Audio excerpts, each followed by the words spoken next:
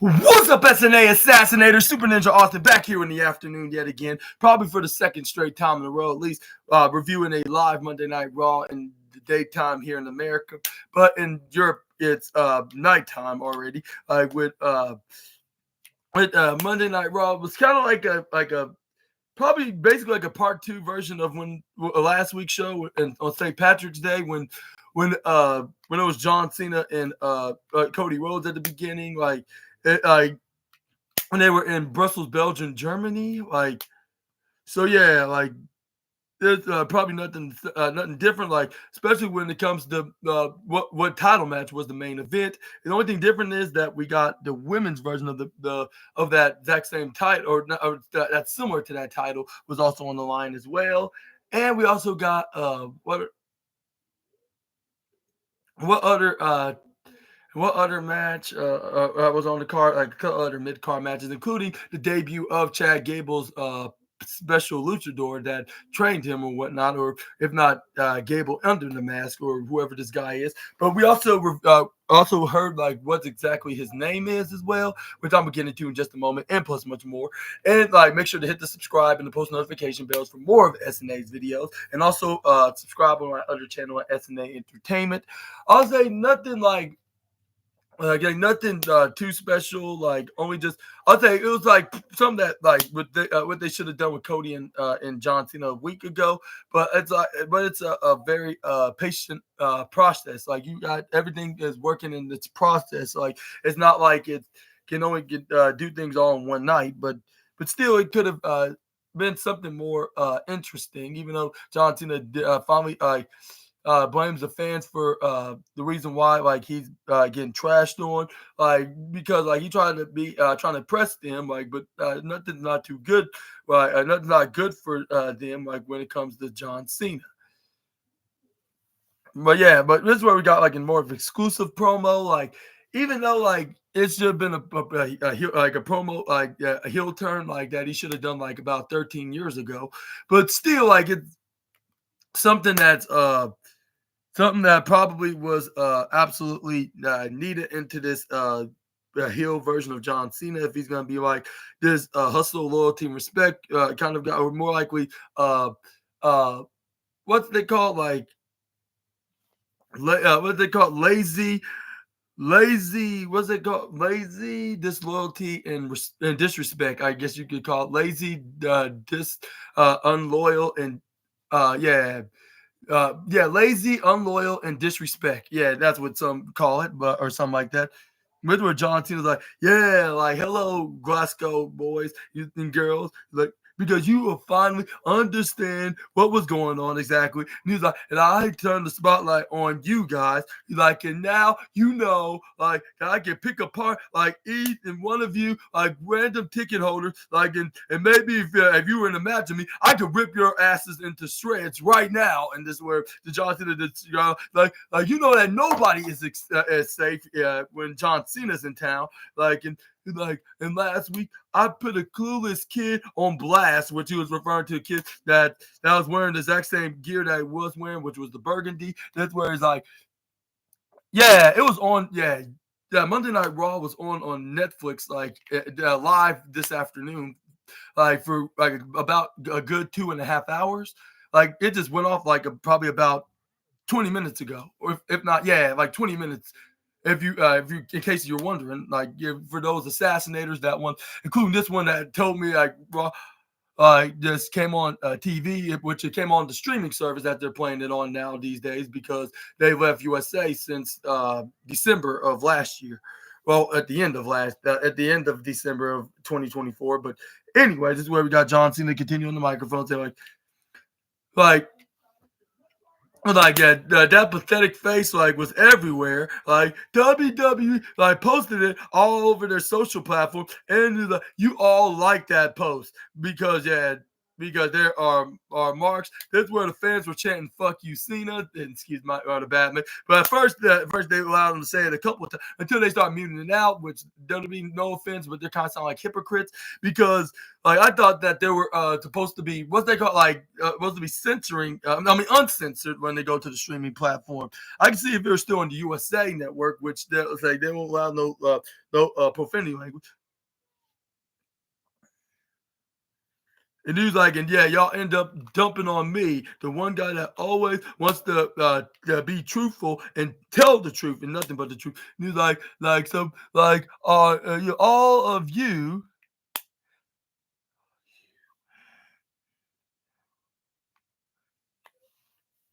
Oh yeah, but yeah, I promise I'll make it up for you, bad assassinator. Yeah, but yeah, like I'm gonna tell you about it once I get once I get done into this review video.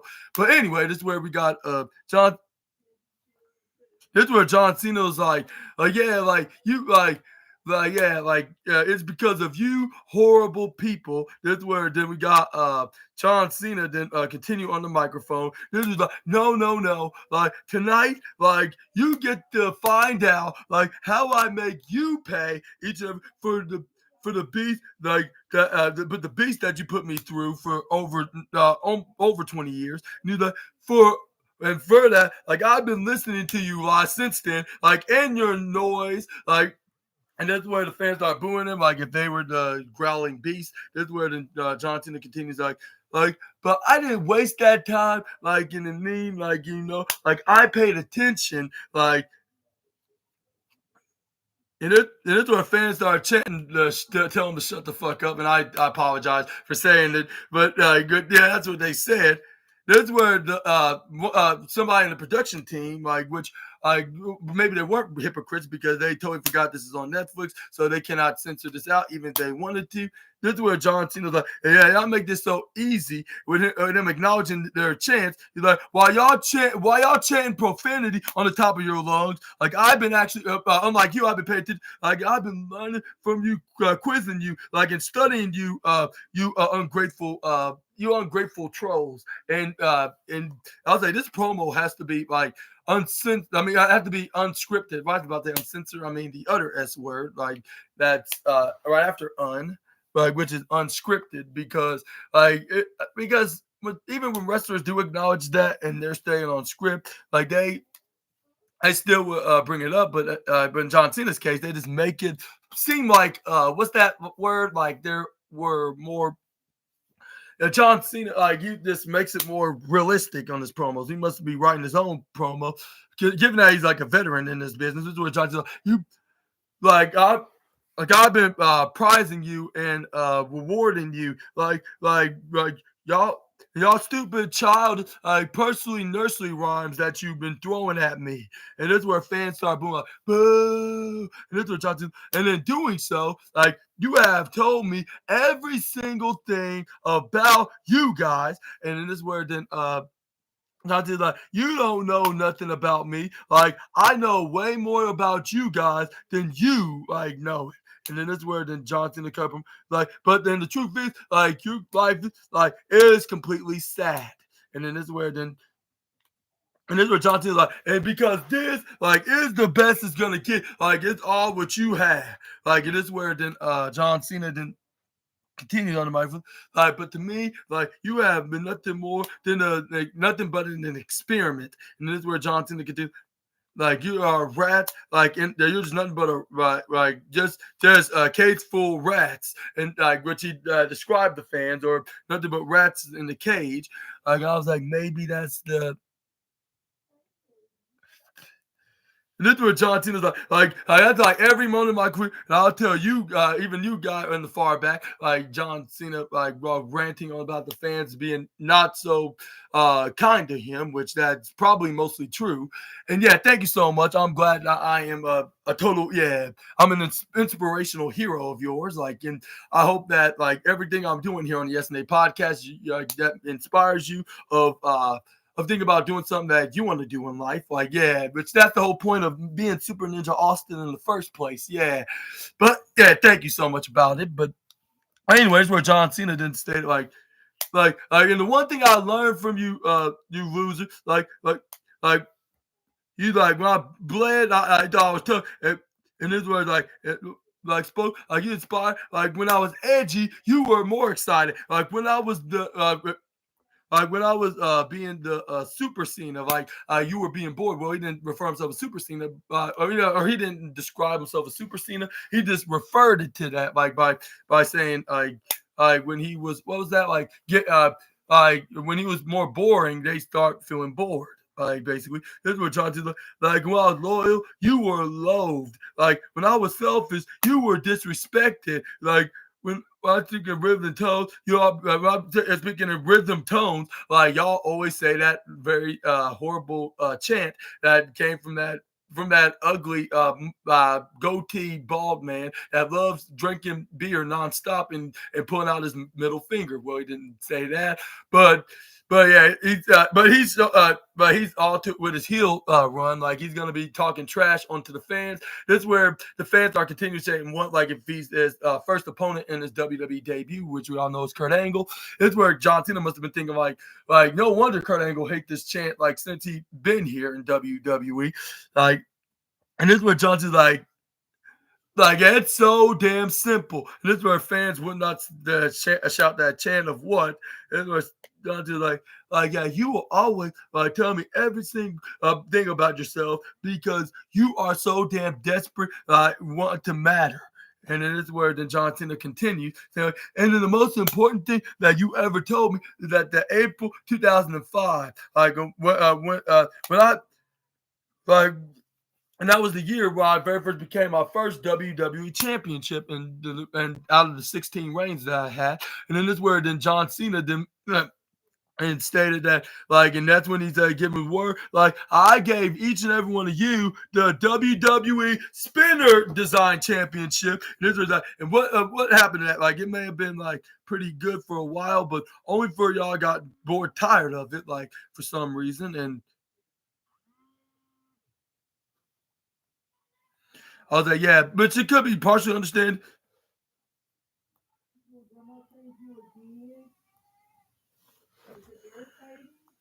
And this is where he's now, when I'm trying to do some great things, all you do is age me a lot. All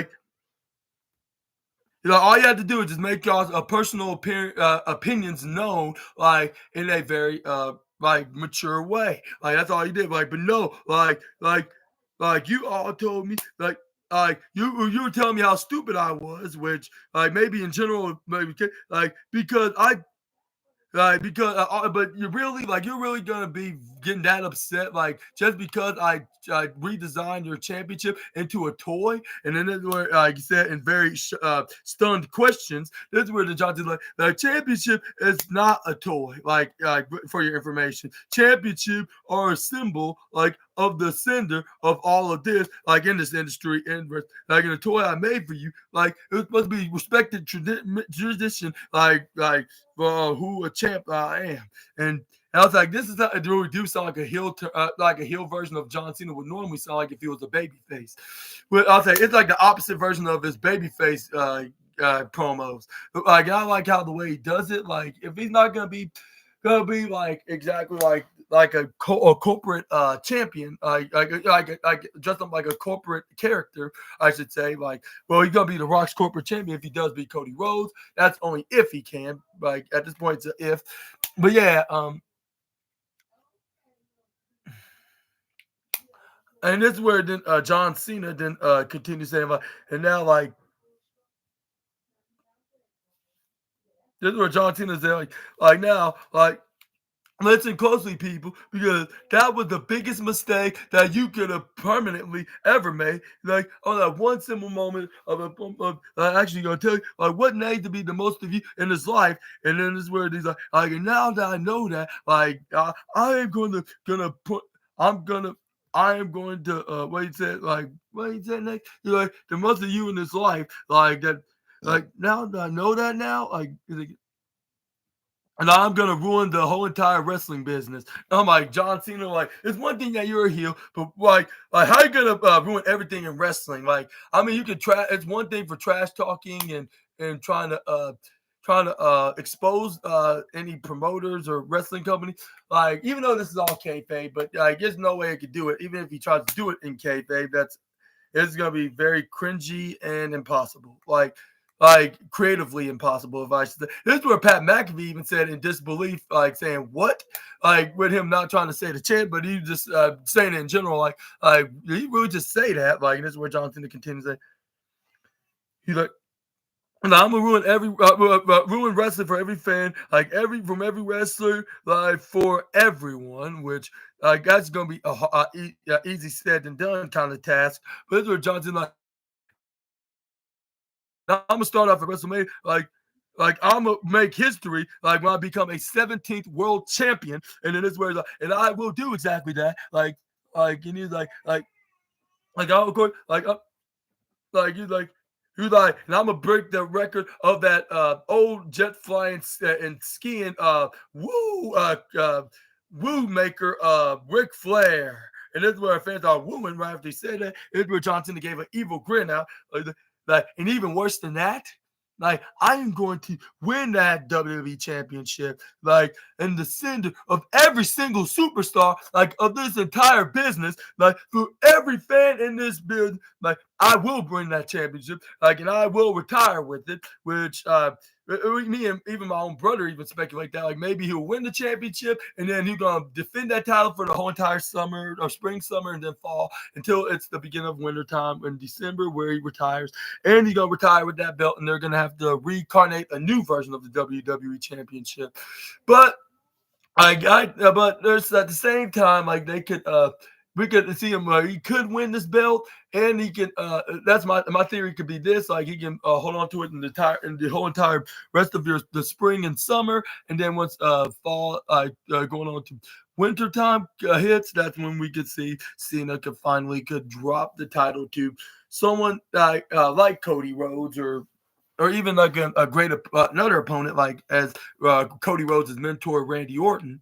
But yeah, we're just gonna have to wait and see, like if that's gonna be the case in any shape or form. But that's where Cena then continues saying like I am gonna take it home like with me, and then that's where then Cena said, and then and all like. And y'all can recreate a brand new toy belt of your very own, because the real one comes home with me.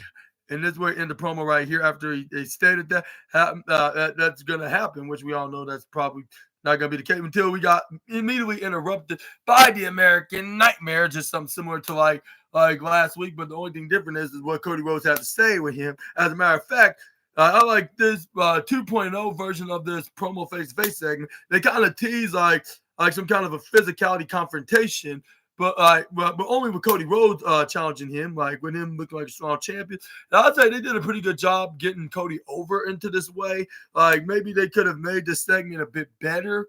It seemed like it's a heel turn John Cena was supposed to do back in 2012, which it is, but it should be a totally different kind of heel turn with him being The Rock's corporate champion. But yeah, this is where we got the American Nightmare then got on the microphone with the fans started chanting Cody. They even started singing along to Cody's name, like in their own version, like what the German fans did, like in Brussels, Belgium. Like this is where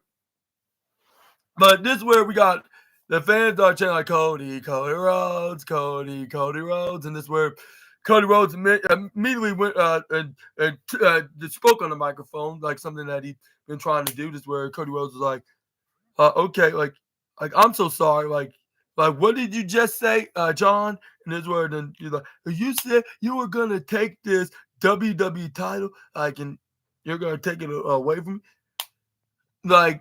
And you you say you're gonna take this title home and retire with it, and be claim yourself as the real champion. Like, well, the only way you're gonna do all that if you get through me first and take it from me. And then this is where Cody Rhodes then continue on the microphone saying, like, yeah, I made a ginormous mistake, John. Like, I look at you, I talk about good old John, like I talk about the new John, like yeah, you were inspirational, like. Like I'm seeing it now, like your career is angry, like you're angry, like you're perhaps the most angry as Like you're just the angry version of yourself, John, like as you ever been. Like, but you made a massive mistake. You like the mistake, like that, not that you hit me upside the head with this, like at Elimination Chamber. No, no, no. Like the mistake was the thing that you just said, Cena, with these lovely people in Glasgow, Scotland. Like when I was in the building, in the exact same building that they were in tonight, which I totally forget the name of it. I apologize. But I know what city and country they were in, which was Glasgow and the country of Scotland.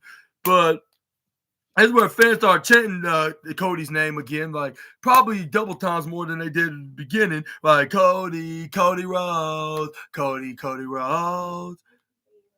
And this where Cody Rhodes is like, yeah, like let's talk about this one more time, like just about validate one thing, like, and I come here, if I understand correctly, like when you said like when the timeline is right, like all the professional wrestling like into the balance because of your of your vanity, like in a very disbelief question. This was like. And this is where the John Cena's like, if you, I mean, Cody Rhodes told John Cena to put in the championship right in front of them, like in between them, like some kind of a boundary line. This is where he's like, oh, if you want this title, all you have to do is just take it right here. Try to see if you could take it from me, like when you had the chance this past this past month, like at the beginning of February, like about 3 days ago. Yeah, that's where John Cena's like, like, do I dare take the chance? That's where the fans are like, go ahead and take it. That's where John Cena was like about to take the championship, like because Cody Rhodes was about to get ready to fight him. This is where John Cena then took the coward's way out because obviously he's the heel now. Walks right out, jumps out of the ring. This is where he's like, nope, I got I'm out of here. This is where Cody Rhodes got on the microphone. This is where Cody Rhodes like, where do you think you're going, John? And then this is where Cody Rhodes is like, I'm not done with you. And this is where then it was like, but of course, like John, like this was like this was shot out to him, which he finally got his attention because he stopped in mid section. Like this is where he turned around. This is where fans are cheering. Look like we're about to have some kind of a brutal physical altercation with Cena and Rhodes. Like which that's something that's missing. It's a lack of physicality into this feud. Like since John Cena low blowed him and started some attacks. I know they're saving this for WrestleMania when they start going back and forth with each other, which that's probably going to close out night 2's Mania. This is where Cody Rhodes is like, think about this, John. Like I cannot let you do. Like I cannot have you in my conscience. Like how about like I need you to see me. Like I need to see all these people. Like and I need you to understand right now. Like just and like Connie, like it is not out that way. Like it is not their rights to keep it. And then this is where then Cody was like the champ. And this is where Cody Rhodes is like he said Cody Rhodes added saying that like the champ is no longer standing out right there. Like the champ is standing in this very ring, and he's in the center of it. And then this is where the fans start cheering, like, yeah. And this is where Cody Rhodes could do like, okay, I see you walking away, like, yeah, hitting it here. And I was like, man, if my father was here, like he would be in disbelief right now, like my brother was, because he would always thought that he would forever be a good guy. Even my own sister like even noticed that too. Like he's a bad guy now. Like well, like yeah, like he because like we all know him as a good guy, like a superhero type character in WWE. Like we would never thought him would be like in the villain position ever. Like, but now like it's like I guess that's like for the new era of WWE and the TKO Triple H era, like that everything's gonna be in the shocking shape and form, and the best part is gonna be in a very say unpredictable, entertaining way. I'll say if that's the right term to put it. But it's back to Cody Rhodes' promo. This is where the American Nightmare said, Like, this is how you walk away from WrestleMania, and this is where they show the sign. And that's how you walk away from the WWE. And then this is where he holds up the WWE Championship, like saying like he is gonna be the champion, despite like fighting a guy that's so desperate to get in the 17th reign, which I guess that's Cody. I guess that's John Cena's answer, even though he didn't confirm it. Even though like he it kind of does look like he sold to The Rock. And even Michael Cole even mentioned that. Like, if it wasn't, I would say this gets a bad, like, if Michael Cole didn't acknowledge that. Like, for some reason, The Rock haven't been showing up since Elimination Chamber, I believe. He'll probably show up as soon as they get back to America, I guess. Like, and that's where we can continue the story here. Be something similar than when he was trying to help out Roman Reigns to defeat Cody Rhodes at WrestleMania last year. The only thing different is it's not with Roman Reigns. It's with a guy that he has long history with, and his name is Jonathan Cena. But this is where but when will we see The Rock back here in WWE television? Let me know down in the comment section right down below. But yeah, this is where Cody Rhodes like you can run now, but you won't be running for long once we get in that ring in Sin City, but that's where we at WrestleMania. But it's where we got a very I'll say impressive style from Pat McAfee, which Michael Cole said he managed to make it here in Glasgow, Scotland. And that's where he said he visited a store named what's his name? What's that place? It's called like McGregor McCly or whatever his name is. But yeah, this is where then we got. But yeah,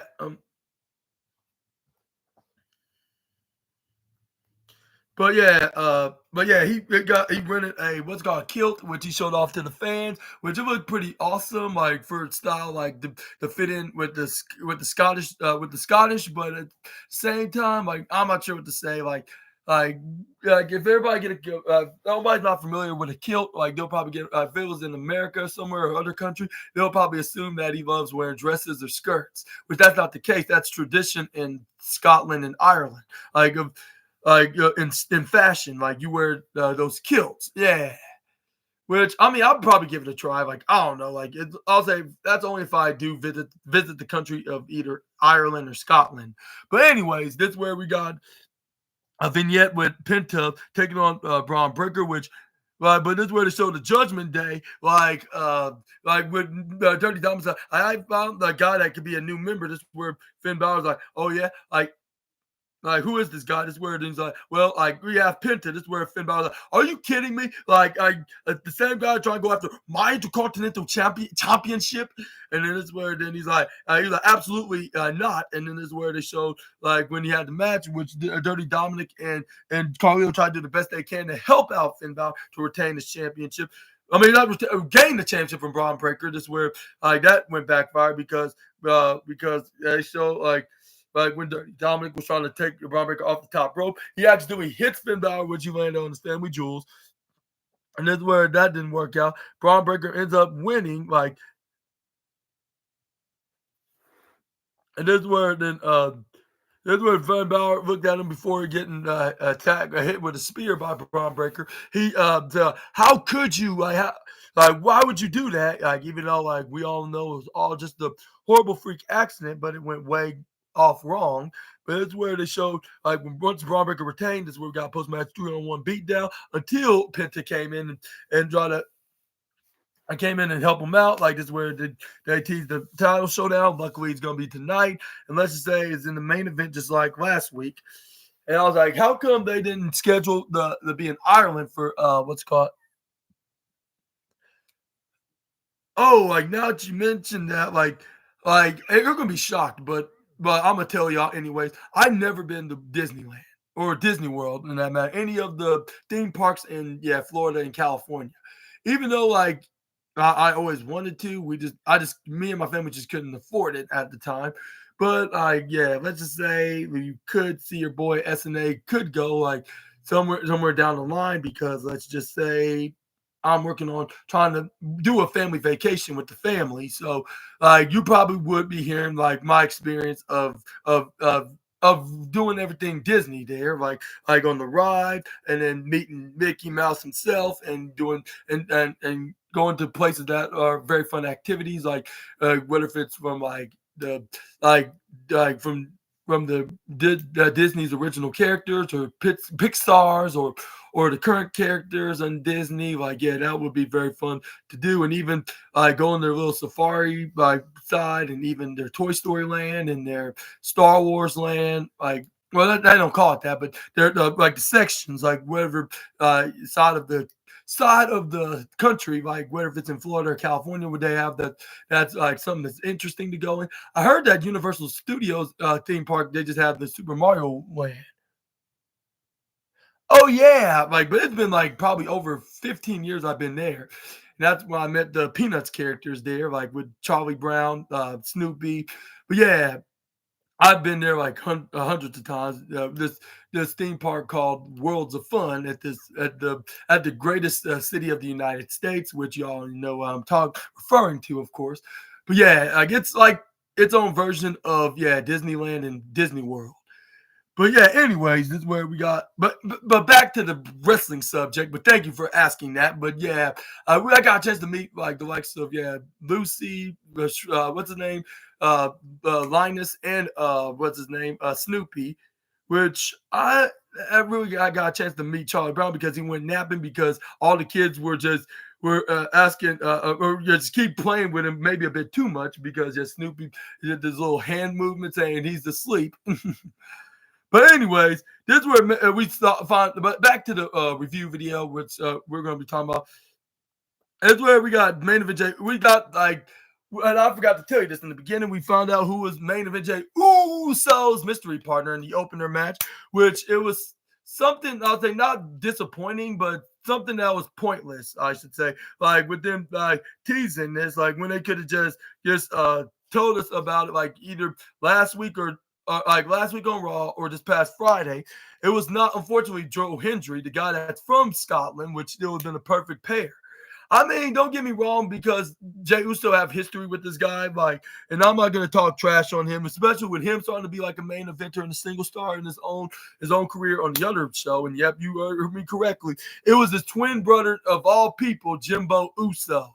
He teamed with his twin brother against A-Town Down Under. I guess if you're not gonna do Joe Hendry, you might as well have somebody that's the next best. I was thinking about it could be Jimbo, but I was like, but it has to be somebody that's unexpected, which let's just say that that was not really the case. Like it was, they made this pointless of making this made this pointless of just getting hyped up about like it could be Joe Hendry. But it's where they start advertising Stephanie's new Hit the Road series, like with her interviewing the likes of Pat McAfee, Stone Cold Steve Austin, CM Punk, and Charlotte Flair, and a couple other wrestlers and even Roman Reigns as well, like in his nice boat on the yacht in Florida. I bet that's where they were at while drinking some drinks.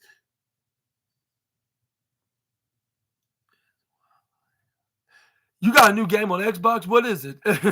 Yeah, if I may ask. Yeah, that's congratulations, dude. Like, I need to start getting some more games on my Xbox. Yeah, the only newest game I probably gotten is probably 2K24, and I probably will get more games as soon as I get another hard drive.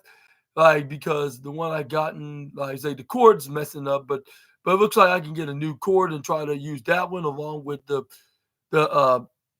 along with the Xbox hard drive I've got. I'm gonna get a new one on top of that so I can get more space. I have probably over 1,000 at least. I'll say if not a couple of thousand spaces of gigabytes of keeping my games in there. But anyways, we got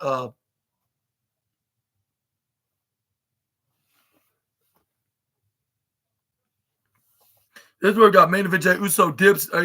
Great. This is where we got things start off with Austin Theory and main event Jey Uso. Luckily, this didn't end in 5 seconds, so I guess they can stop ranting about he's burying A-Town Down Under, especially Austin Theory, a guy that beat John Cena at WrestleMania. But anyway, this is where he hit a shoulder attack on him. Fans are chanting "Yeet!"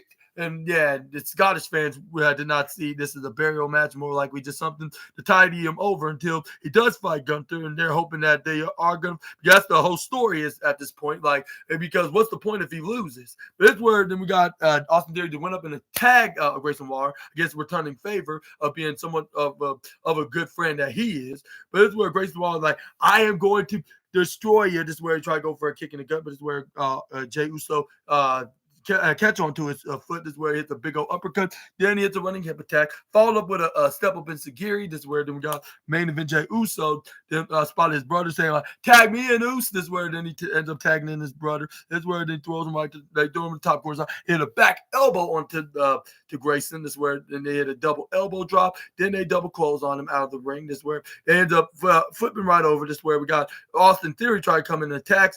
This is where he ends up getting thrown out there too. This is where Big Jimbo then hits a fly right onto both members of the A-Town Down Under with Jey Uso pulling down the ropes. This is where he did a little yeet, but even though he does the no yeet chance like in 2020, on SmackDown this year in 2025, he started doing that since 2024. Correct me if I'm wrong. When he was the heel, but this is where he's the baby face now, and he's somewhat of a tag partner still with Jey Uso. This is where Grayson Waller kicks him in the gut. This is where he some chops and punches. This is where he dipped him from the bottom left from the upper right corner side. This is where we got Jimbo springboard flips. It's where it's a big old uppercut right into the jaw of Waller. Try to go for a pin, and I was like, if this was a jobber, I think he would have won with that alone, because like if it was a normal person, they would not have stayed up for long.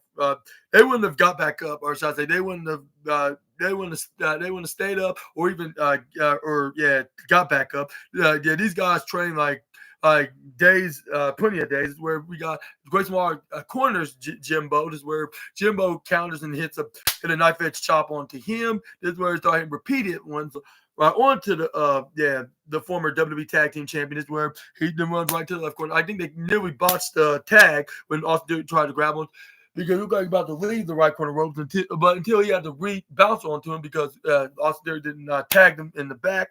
But it's where Jimbo made a ginormous, massive mistake, because he bowed his head way before Grayson Waller was coming. This is where we got Grayson Waller throws Jimbo right to it. This is where try to go for a sliding right here. Oh, Jimbo hits a big old left hand. This is where we got Jey Uso's like, "Hey Jim, like you good?" This is where we got A-Town Down Under, then try to beat him. That's where we got Austin Theory trying to mock him in a very obnoxious way. That's where the fans still yeeted at him, because he's starting to be a fan favorite. But the thing is, he's still technically a heel. This is where Austin Theory was like, you want to tag in your brother? Like, that's too bad. You're not going to tag in. Like, once we get through with you, like, the only thing like you're going to be doing with your brother is going to be sobbing with him. This is where we got yeah, sure, absolutely, yeah, gladly too. But anyways, this is where once we got the powerful force and all the pro wrestling came on, which is the commercial break. But once it got done with the adverts, Austin Theory started kneeing him right in his back until the referee got the attention, tell him stop. But this is where he gets hit with a stroking right hand to the jaw. Jimbo did. Like by Grayson Waller when the referee wasn't looking. This is where Jey Uso did not like that. This is where then he tried to come in and try to attack them. But this is where we got Austin Theory was like Austin Theory's like, "Oh, you want your little yeet master to come in the ring? Well, not too bad. The only thing he could take is a suck of this." And this is where then and the fans are like, "Boo!" That's the best way to get some heel heat. But this is where we got Grayson Waller knees him right to the side, sends him right to the bottom right corner side. This is where Austin Theory's like, the yeet era is over. And this is where I was like if that was the case, you would have squashed him in 5 seconds. But anyways, this is where we got Jimbo that hit some right hands to him. This is where we got Jimbo hit a right elbow, which he did not like it when they started talking trash about his brother's catchphrase. This is where then we got Grayson Waller going for some elbow strikes.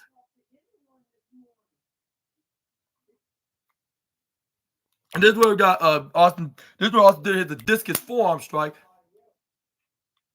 And this is where we got Austin Theory going for a headlock. This is where then we got this is where Jimbo to try to go for a headlock. This is where he got to go on his one knee. This is where it's like come on, I got to tag in Jay. And this is where Jay Uso like come on, you just a few seconds. But this is where we got Jimbo finally got back on his feet fully, hit a back suplex right into right to the middle of the floor. This is where we got Jimbo try to go for the tag, but only gets prevented by Chris. Cheering for Jimbo to get back on his feet, but that's where we got the uh, uh, another powerful force in all of pro wrestling came on. This is where Jay Uso tried to go for a right uppercut, but this is where he ends up getting hit with a double discus forearm by, by the duo. This is where they go for a pop up. Grayson went for a right strike, while Austin went to the left strike. This is where Grayson tried to go for a cover, but Jay then kicks out at probably 2 point. What was it? Like 3. This is where we got Grayson Waller going up in the middle ropes. This is where we got the Waller effect elbow drop or whatever it was. That's where then we got him going for a big elbow. But that's where Jay then rolled out of the way in the right corner side or left corner. I mean, that's where he ends up tagging in Jimbo. This is where then we got Grayson Waller to try to go for an attack on him, but only gets picked up with a pop up kind of position into a spine by Jey Uso, with him picking up him into a back suplex, looking like some kind of a pop up. Like they used to do with the Samoan drop, but the thing is, it was not positioned into that way. It was more likely a back suplex. But this is where Austin Theory then tried to go and stop Jimbo from hitting the splash, only for distraction. Attacks him. This is where we got Grayson Waller trips over Jimbo to lose his balance, land right into his family jewels. And I was like hopefully that. It seemed like that him and Naomi are not gonna be starting a family, if not already. I'm not sure what happened before. It's not my business, but just saying hopefully they do have a happy family, but that's a different video for a different day to talk about anything about that in any shape or form. But this is where he tags in Jey Uso, hits the super kick, and then Austin Theory go for a tag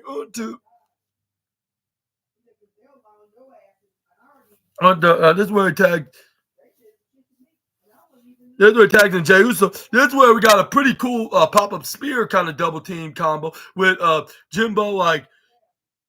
Jimbo popped up Grayson Waller would try to attack him, only for him to get caught up with a spear, if Jay's his cousin, the OTC, Roman Reigns, or the YTC, whatever you want to refer him as.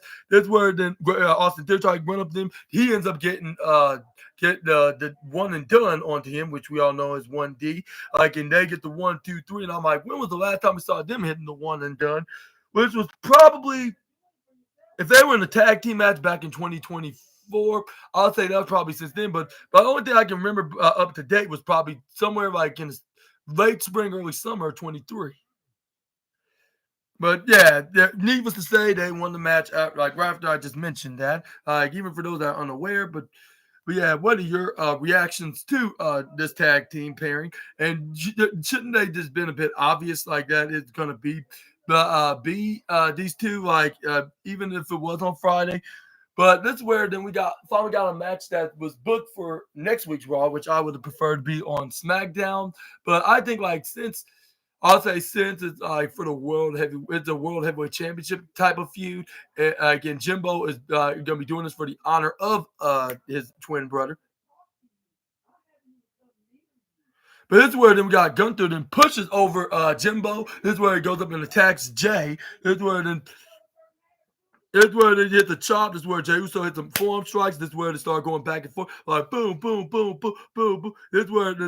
This is where fans are chanting for Yeet, every time he hits a strike on the Gunther, while the fans are booing Gunther when he goes for a strike. This is where we got Jey Uso hitting repeated super kicks after hitting some forearm strikes. This is where he tried to go for the spear, if he's his OTC cousin, but only for him to get him tripping over out from the last minute. This is where Gunther took advantage of elbowing him right into his back, boom, boom, boom, boom. But this is where Jimbo tried to come in and save his brother with a steel chair in his hand, saying, you better stay away from my brother. And yeah, this leads up into a match. And who do you think is going to walk out of the match next week as the victor, which they will be in London, England, which we all can assume is going to be on probably from early afternoon till probably mid-afternoon. You're going to start off with, I'm just going to do a little prediction. It's probably going to be something similar to tonight. Or not tonight in the country, but this country, it was in the daytime, during the day.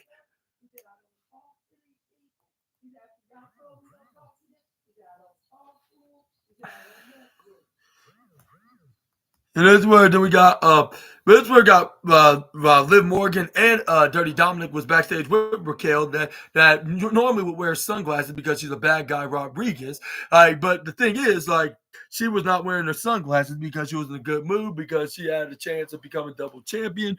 Well, I don't think that she's gonna be the one that's gonna be a double champion. This is where Liv Morgan was like, yeah, like, I guess he's gonna bring the title home. Well, I'm gonna try to do my best. Like whoever walks out of Mania is the women's world. I'm going after them. We could be a double champion. We could be like the female version of Triple H and Stone Cold Steve Austin, the tag team of two-man power trips, if I'm mistaken. But this is where then we got Carlito coming. Like, hey, it's like, yeah, she'll look nice for as an IC champion. This is where the and that's where Liv Morgan was like, "Oh, and why don't you go ask? Why don't you go talk to Penta before his match tonight against Braun Breaker?" And that's where yeah, or talk to Finn. That's what Liv Morgan asked Dirty Dom for him to do. That's where Dirty Dominic tried to shut things down in the unfortunate manner by saying that, but.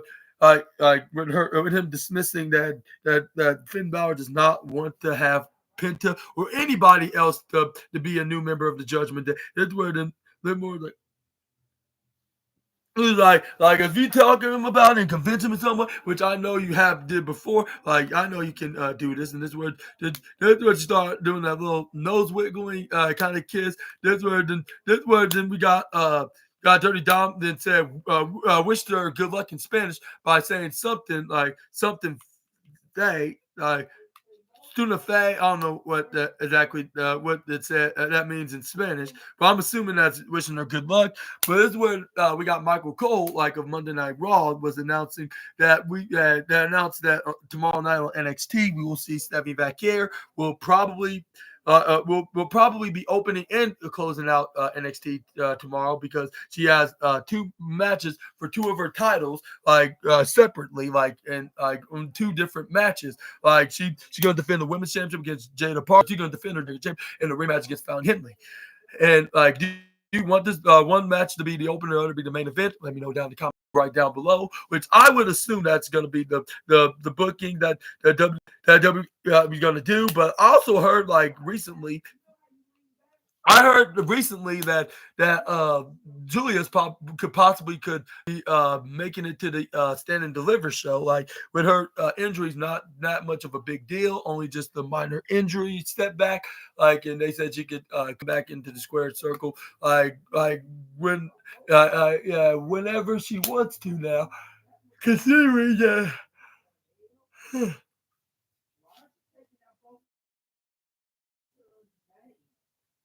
but considering considering I would say yeah, considering that, but next up we got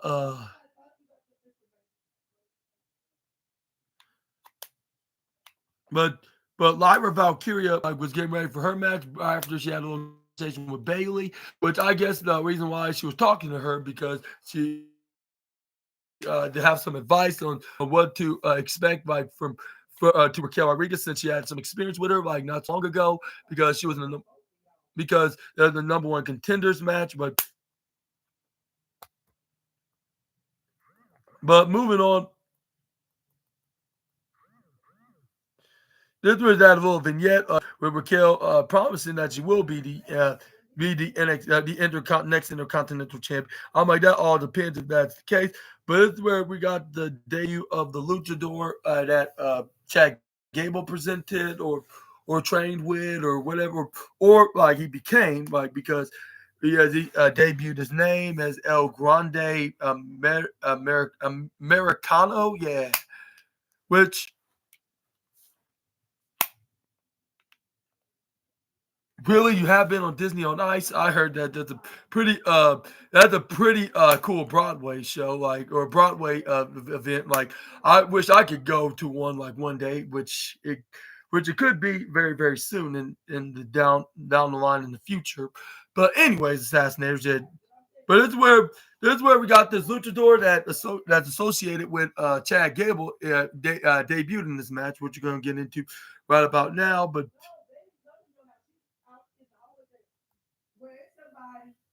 This, this is where then we got what the Dragon Lee and Rey Mysterio. Then came in and they won a match against the this Americano dude. This is where still we're not buying that Chad Gable was telling the truth about that wasn't him. This is where then Chad Gable was like you're mistaken. I've been sick for life. He's like. He was like, this guy may have some physical similarities with me, like with him being a technical, I'll say, athletic dude. Like, but I'm telling you guys, like, it's not me. Like, I'm being honest. Like, I don't even have that energy to compete against you. Like, I was like on the way over here, I just got sick. Like, and I was like, it's either he's telling the truth, and this guy is a totally different being, or maybe like he's just playing all part of the act. Like, and he's just he happened to pay somebody to dress up like this dude. But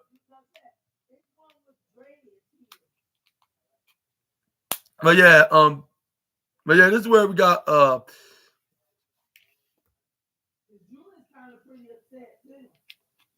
that's where Chad Gable was like yeah, like I want them to, like this is where then he had a note, which I believe he probably written himself if he is this luchador guy. This is where Adam Pearce then look on the in this paper saying like like he's like it is legit. This is where Rey Mysterio is how this is like when we saw when it's clearly you like and it was like you know what like you can be playing this game like whether it is you or not but we still want to match with this Americano dude like we want. And that's where then Adam Pearce is whoa, like yo, don't go at him like that. And this is where Chad Gable like, oh, like if we want to finish like this right here, like this I'm gonna be out tonight. Like, how about Dragon Lee? We'll take out El Grande Americano, like and see what he's got. This is Adam Pearce like, okay, like now like Chad. And it's like Chad Gable, like is telling the truth here with him not be able to compete. And my hands are tied at this point, so I have no choice but to make this official. Which we do have a match of that, like in the future, which it wasn't very difficult for Rey Mysterio. Like he's like, I understand, like you're just only doing your job, so we're just gonna have to do what we do best. And that's where we did the Women's Intercontinental Championship next. And what are your thoughts onto this segment? And do you think that this El Grande Americano dude is actually Chad Gable in the luchador mask, or is it somebody that happened to be a different guy that's possibly going to be a tag partner of what's his name of Chad Gable in somewhere in the near future? Let me know down in the comment section right down below. But this is where we got Lyra Valkyria. Then finally came out once after that the segment happened. This is where we got the match. With Lyra Valkyria was going for like triple times, like going for headlock. Only for the third time, Raquel Rodriguez threw in the right corner side. This is where she tried to go for clothesline. Lyra ducks. Then she held to a wheelbarrow flip, threw Raquel right through the ropes in the right corner side. Then we got the Valkyrie. They started doing like a bow, like to each side. This was she went to the left corner side and to the right. They go for a baseball slide, but only for getting caught by one half of the women's tag champion. But this is where the women's tag team champion hit the slide of Hurricane Rana, countering out of it in the process. This, this is where then we got what Pat McAfee gave a big praise to Live Valkyria of a massive counter. This is where then Live Valkyria run off Liv Morgan when she stepped back in the out part of the of the on the announce table. This is where we got Lyra Valkyria going up right into a dive. This is where he ends up getting booted right into the face. This is where Pat McAfee's like, holy hell. And this is where we got the powerful force and all of pro wrestling came on like right after that happened. But once we got done with the adverts, this is where we got Raquel Rodriguez. Then ends up like was still on top, which yeah, she must be some kind of a fan favorite. This is where she started here like, what do y'all say? And her fans were booing at her, but she's taking a page out of the Immortal guy, the one with the Real American Beer guy, which some of y'all probably gonna be booing at me about, and that is of course Hogan. Like she started being like her own version, but once you try to go for a diving Corkscrew elbow drop, this is where Lyra Valkyria move out of the way, hit a frog splash. Then we got Lyra Valkyria, then ends up getting killed.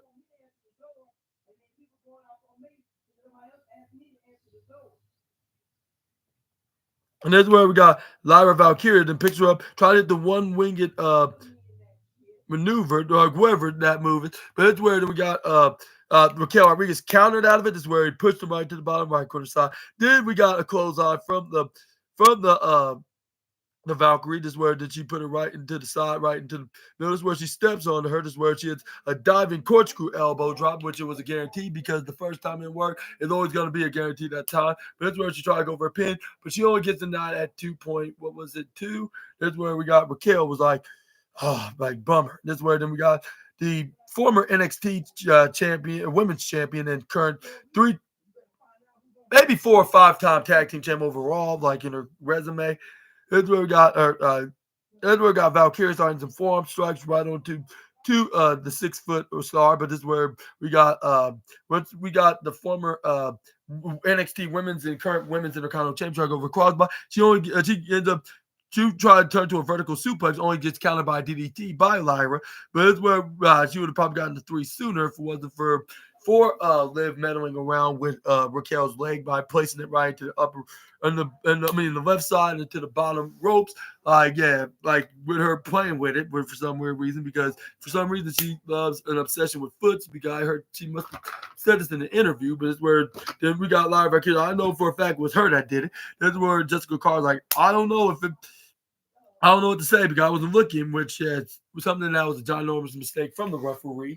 But that's where Raquel go for a clothesline. Lyra ducks, missed the drop kick. This is where we got Raquel Rodriguez picks up Lyra. This is where then we got or try to go for a Vahana bomb, only for Valkyria to shock the world the way she retained her championship by hitting Raquel with a wheelbarrow roll-up for the victory. And the winner of this match and still your women's Intercontinental champion, Lyra Valkyria. I'll say pretty decent, like nothing like too nothing too exciting about this, but at the same time, it's something that it needed to be for the women's mid card division. But even though Raquel Rodriguez is one half of the women's tag team, but it don't matter. As long as she get make some time being a singles act and also being known as the mid card star, just like her tag partner's a single star, but in the main event side of the mountain. But this is where we got something else. Maybe a little disappointing, because this is where we got Bayley come out there. I guess this confirms that she's not going to be fighting Roxanne Perez at WrestleMania because it was something NXT exclusive.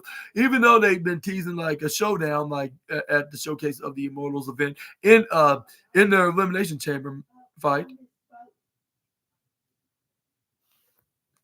But this is where we got That's where Bayley to hit the jawbreaker on the Liv Morgan. Then this is where she started bringing the fight onto Raquel until she got kneed right to midsection. This is where she knew we got Vahana bomb. But luckily, Bayley got saved by Lyra by bringing her down safely. This is where the both women try to double call but only get stopped by Raquel's double booted leg until they grab on one each leg and then flip her right out like if it's the Royal Rumble.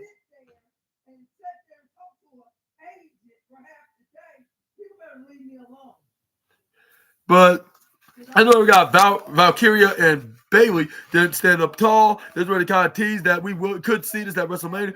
I think I can kind of understand for the part about the women's tag team championship division, which you can see them be a partnership. If Bayley's not doing anything, and so if Lyra, maybe this could be a showdown. But the thing is, why Lyra why did they not have her defend her in women's Intercontinental Championship and find somebody else for Raquel and Liv to fight for those tag titles?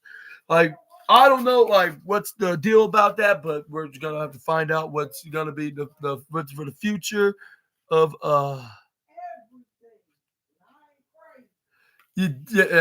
your dog did what kind of bad word was it? That's so funny, but yeah. But yeah, we got Bayley then raised up the hand of Lyra Valkyria, kind of teasing some things I can understand because there was original plans for Alexa Bliss and Nikki Cross the team up in the Wyatt Six, but for some reason they have the Wyatt Six Wyatt Six around due to some of the members, including Uncle Howdy, being injured. But it's been confirmed that Uncle Howdy will is returned. He's cleared to compete and make a return.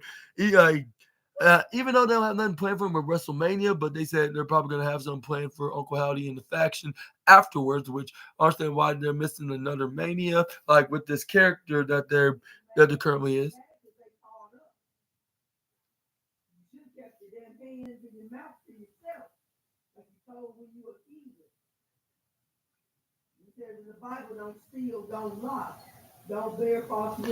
This is where we got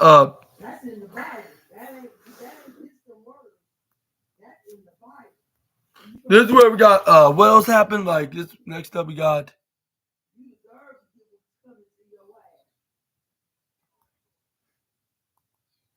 and oh yeah, about the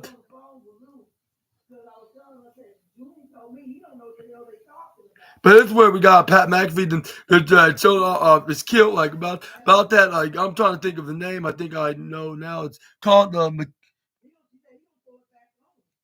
it's it's what's it called? McGregor McDuff. That's what it's called. The kilt place. That's what he's like I have to give this immediately back, like because I rented it, not bought it or or owned it, pay to own or whatever it was. But this is where they showed the little hype up of Rhea Ripley, Bianca Belair, and Io Sky. Like ever since like they were in the three-way situation with Bianca Belair in the women's elimination chamber match to challenge first Rhea Ripley until Ripley lost the title to Io Sky until they started going back to face with each other. This is where then they showed them they signed a contract until Rhea Ripley signed her contract as well. But this is where we got Adam Pearce came out to the ring and with the contract, like to let Ripley know that he said what he meant, and that was like that you're not gonna just because Rhea Ripley put her name on the contract doesn't mean she's automatically added into the women's world championship match.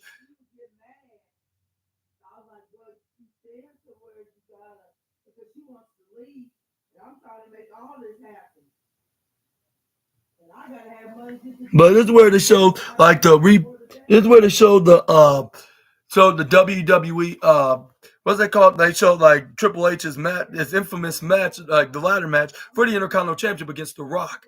Like that's when Rock, Triple H was known as Hunter Hearst Helmsley at the time. Like I believe that was like between 1997, 98 or something like that. I'm trying to think like when it was with the oval shape, but the difference was it had the original golden new age era logo in it rather than the attitude era. This was like probably like the beginning of 1998 or something like that. This is where they show like they had this match, like this is where like it showed that Triple H won by hitting the pedigree on the Rock and eventually got up on the ladder, climb up and get. This is where they showed like everybody had their talked about their opinions when they watched this match, like the likes of the Miz, Batista, the Rock. Well, Rock looking back, right, of course, but he was in the match, of course. But yeah, like there's plenty of names that we're talking about, and even the Undertaker. Like that's what made Triple H into a star, which I would say I would agree on that. Like, and I believe like all Triple H's Intercontinental and any other mid card title reigns were so underrated. Like with them being known to winning championships like the WWE Championship and the World Heavyweight Championships, like in the past, I'll say 20 years. Like it's just that, like yeah, it's not like so often they see him as a mid card because he was not meant to be in that role. But yeah, Triple H is but yeah, but trip Triple H is yeah, I'll say but him like I'll say I think like especially when it's time like I said like when he teamed with Stone Cold Steve Austin when he was the tag team champion and the Intercontinental champion while Stone Cold was the WWE champion and the other half of the tag team champion when they were two man power trip.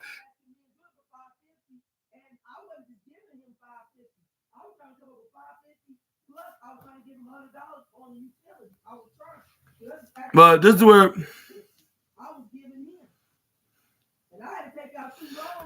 but this is where they show like Jim Ross said like he's yeah this was the most outstanding like ladder matches. This is where they show like who's in the Hall of Fame like thus far, which was Typhoon and Earthquake, and yeah, Lex Luger, Michelle McCool, and Triple H himself. Like they're all going to be inducted to the Hall of Fame. I don't think this is the only. These are the only 5 inductees that's going to be on. That's going to be in there. But we're going to see probably a few more, and then they're going to call it a Hall of Fame class like of this year. But that's where we got Jimbo then checked in with his twin brother Jay. That's where he was like, "What's up, Moose?" Like, for the last couple weeks, man, like, I've been seeing you, like, all week in your head. Like, I don't understand, bro. Like, last week, you became the guy that's been doubted for over 15 plus years. Like, and everybody thinking you nothing but a joke. Yeah, like we were switching. Like, you got a shot right there. Like, yeah, you. It is where it's like, you keep slipping and messing up out there. Like, if you keep continuing this, you will not win at WrestleMania for the World Championship. Here's what Jey Uso's like, you don't think I don't know that? I know.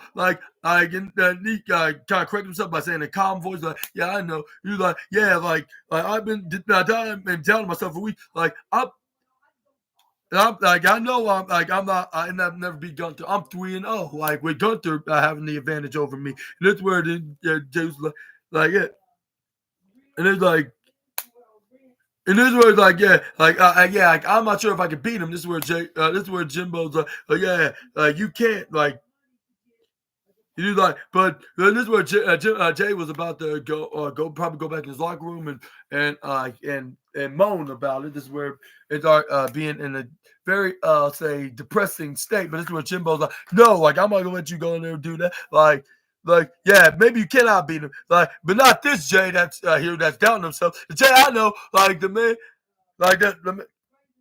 It was like the man that broke down the single star. That's what I need. That Jay. Like, I need the man that became main event Jey Uso and won the Intercontinental Championship and even beat me at WrestleMania last year in the 40th anniversary. And then this is where I need the man that's won the win. And he's like, and not to mention, you won the Royal Rumble this year. And that's the exact same Uso I need that believe in himself. That's where he heard the fans, like, even though they were backstage, they started doing the hearing the yeets. And that's where the Jimbo's like, you know what? Like, I'm going to, like, you know what? Like, I'm a, like, I think I see somebody, which was Gunther. That was what's that called? Eavesdropping in their conversation. Is where he's like, yo, Gun, like, what's that all about? Like, are you here? How about since you did that, how about you and me next Monday when we go to London? And then this is where Gunther's like, oh yeah, sure. The only thing I hope that not expecting you to do is to trip and fall just like your brother did. And when him in a chuckling, joking manner, it's where he gave him a huge old slap. I was like, God. And that's where I didn't finish my sentence, but he slapped him hard. Like, if any of those guys that I think that number one guy that used to wrestle, which was he's known as an uncle. That's probably an axe, which you kind of gave it away, but what's exactly his name is made it a bit obvious.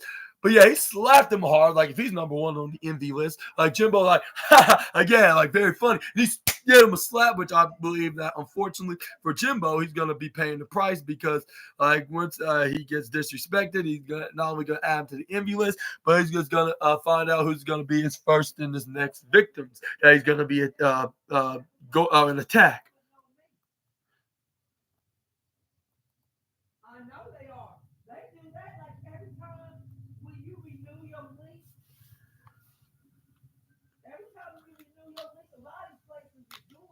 But this is where we got Adam Pearce then came in. This is where then he talked under the back. He's like between Bianca Belair, this is where then Adam Pearce, that's what I was saying before the segment happened. This is where that segment, I forgot to tell you guys. This is where he's it will remain to be Bianca and Sky, despite Rhea Ripley signing her name along with theirs.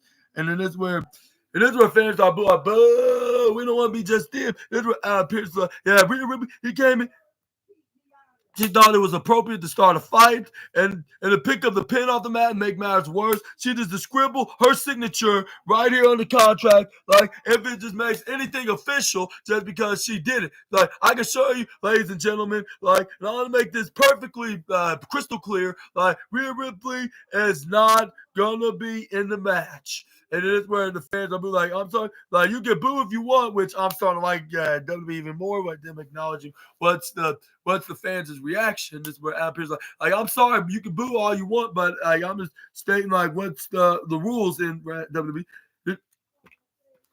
And this was like, and I want to reintroduce and fix this, fix this, fix this, and make this actually like something that's fair and like and somebody that actually earned a shot at becoming the women's world champion number one contender. She was like, but what's his name?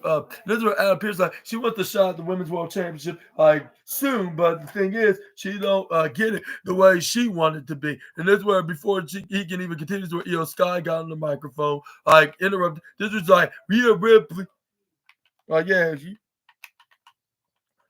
you like what? Like it don't matter if it's Rhea Ripley or Bianca Belair that I'm a face to defend my women's championship. Like I'll take on both of them, like if I have to prove my point, because like everybody knowing this, like I am the women's world champion, and this is where she raised the belt right in front of the general manager. But this is where Bianca Belair came out. This is where like this made this I'll say made this confrontation to get this is what made this confrontation express like even more I'll say out of order. This is where she was like no, girl, but one thing that you got right out, I actually earned my shot of women, the number one contender spot for that title, and I, as Bianca Belair, won the Elimination Chamber to do so to get to WrestleMania in the first place.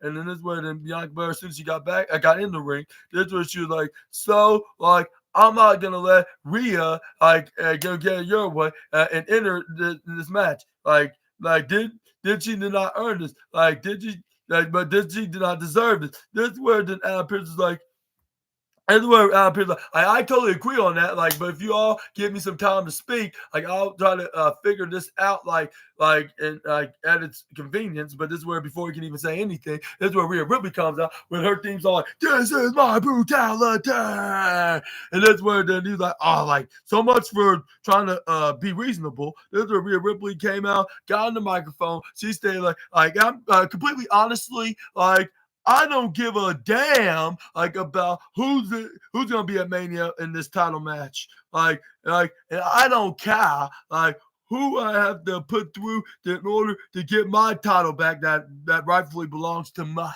And then this way, then Rhea Ripley got on the microphone, looked directly both at EO and Bianca in the process, walking past her, and then with Facebook, she was like, "All I want is my rematch out." And this is what Adam Pearce you want your rematch now? You've been talking about for weeks now, haven't you? This is where Rhea Ripley's like, yeah, that's right. This is where Bianca Belair, oh, you want a rematch? Well, Rhea, since you already waited for two, if you since you waited for 3 whole weeks, maybe you could just wait for 3 more, and maybe you could be in WrestleMania with me, with them trying to make this Bianca Belair wins the women's world championship, and it could be Rhea Ripley. This would be Rhea Ripley's like, oh, with me, but who's gonna be the champion if it's gonna be going just to both of us? This would Bianca Belair's like, yeah, me, yeah, you heard me correctly. You're gonna be facing me at Mania with me beating Scott early. You heard what I said was that Scott reason this out was yeah, but I'm your champion, which he must have said in her native language of Japanese. And Rhea Ripley pushed right in the face. I'm like, what does her and Bianca don't learn about pushing EO in the face? Yeah, look, I may not be as much as a fan of the Genius of the Sky, a biggest fan, much more than y'all are, and the next guy, but I'll say that's not a good idea to provoke anybody in the matter if they have a very bad temper. This is where Sky showed that. She dropped the microphone in her belt. This is where Adam Pearce no, I'm not going to allow y'all to go out of control. Then you already took it as far as your God went with it. So I'm going to shout, enough. This way he shouted out to all the women involved. This is this is where Adam Pearce was like the reason why I have all 3 of y'all out here is to come up with a damn solution. Sheesh. And it's Like, just give me a freaking second. And next week, like, you will get your rematch that you wanted, Ripley. Like, and the winner of that rematch with Io Sky will face Bianca Belair at WrestleMania as champion. Ladies, have a very nice night. You like, just don't try to kill each other till then. This is where then Bianca Belair kicks the microphone. Then start arguing with Rhea Ripley. This is where the Io Sky try to go for an attack on Bianca. But this is where she flipped right over to Rhea Ripley, which she had a flying DDT. Bianca Belair tried to go for a flying forearm, which she did. This is where she tried to go for the KOD onto Io Sky, but Io Sky rolls her over right onto Rhea Ripley. Rhea Ripley boots her in the face. This is where we got Io Sky try to go for clothesline, but Rhea Ripley try to go for a back suplex, but Io Sky hits a flying European uppercut, or not flying, but more likely a striking European uppercut. Where Bianca Belair caught her went to a what they call not wheel, caught her into like a chicken wing face buster, but only get wheelbarrow right on to Rhea Ripley. But Bianca flipped and took advantage of the moment, clotheslined the Eradicator out of the ring. Then they knocked the out. This is where Bianca Belair tried to go for a strike, but this is where Io Sky the jawbreaker onto the EST. This is where Io Sky then tried to go up into the right onto Simba Steel Steps, try to go for a sliding Hurricane Rana, which he ends up doing. This is where she goes back in the ring, but only for to get caught with Bianca Belair when she tried to go for a springboard dive maneuver onto the former multi-time women's champion. Then finally hit the KOD, like if she was actually in a match with her, which wasn't guaranteed, by the way. The way she did, she threw on the outside right onto Ripley, knocking her out like boom, and both fell out like, whoa! And this is where Bianca Belair holds on to the Women's World Championship. And that, even though this is not the go-home show, they kind of tease that this may not be her night at Sin City, like as Women's Champion. Even though they kind of tease that this could happen, like, but we're gonna have to wait and see if it does happen. Because the way I'm seeing it, it's somebody else that's going to be winning the Women's World Championship. Not against the EST. I much like to have her be Women's Champion, just that it may not be like this year that she will be winning at WrestleMania like she did for the last 3 years in a row, like from 21 to 23, of course.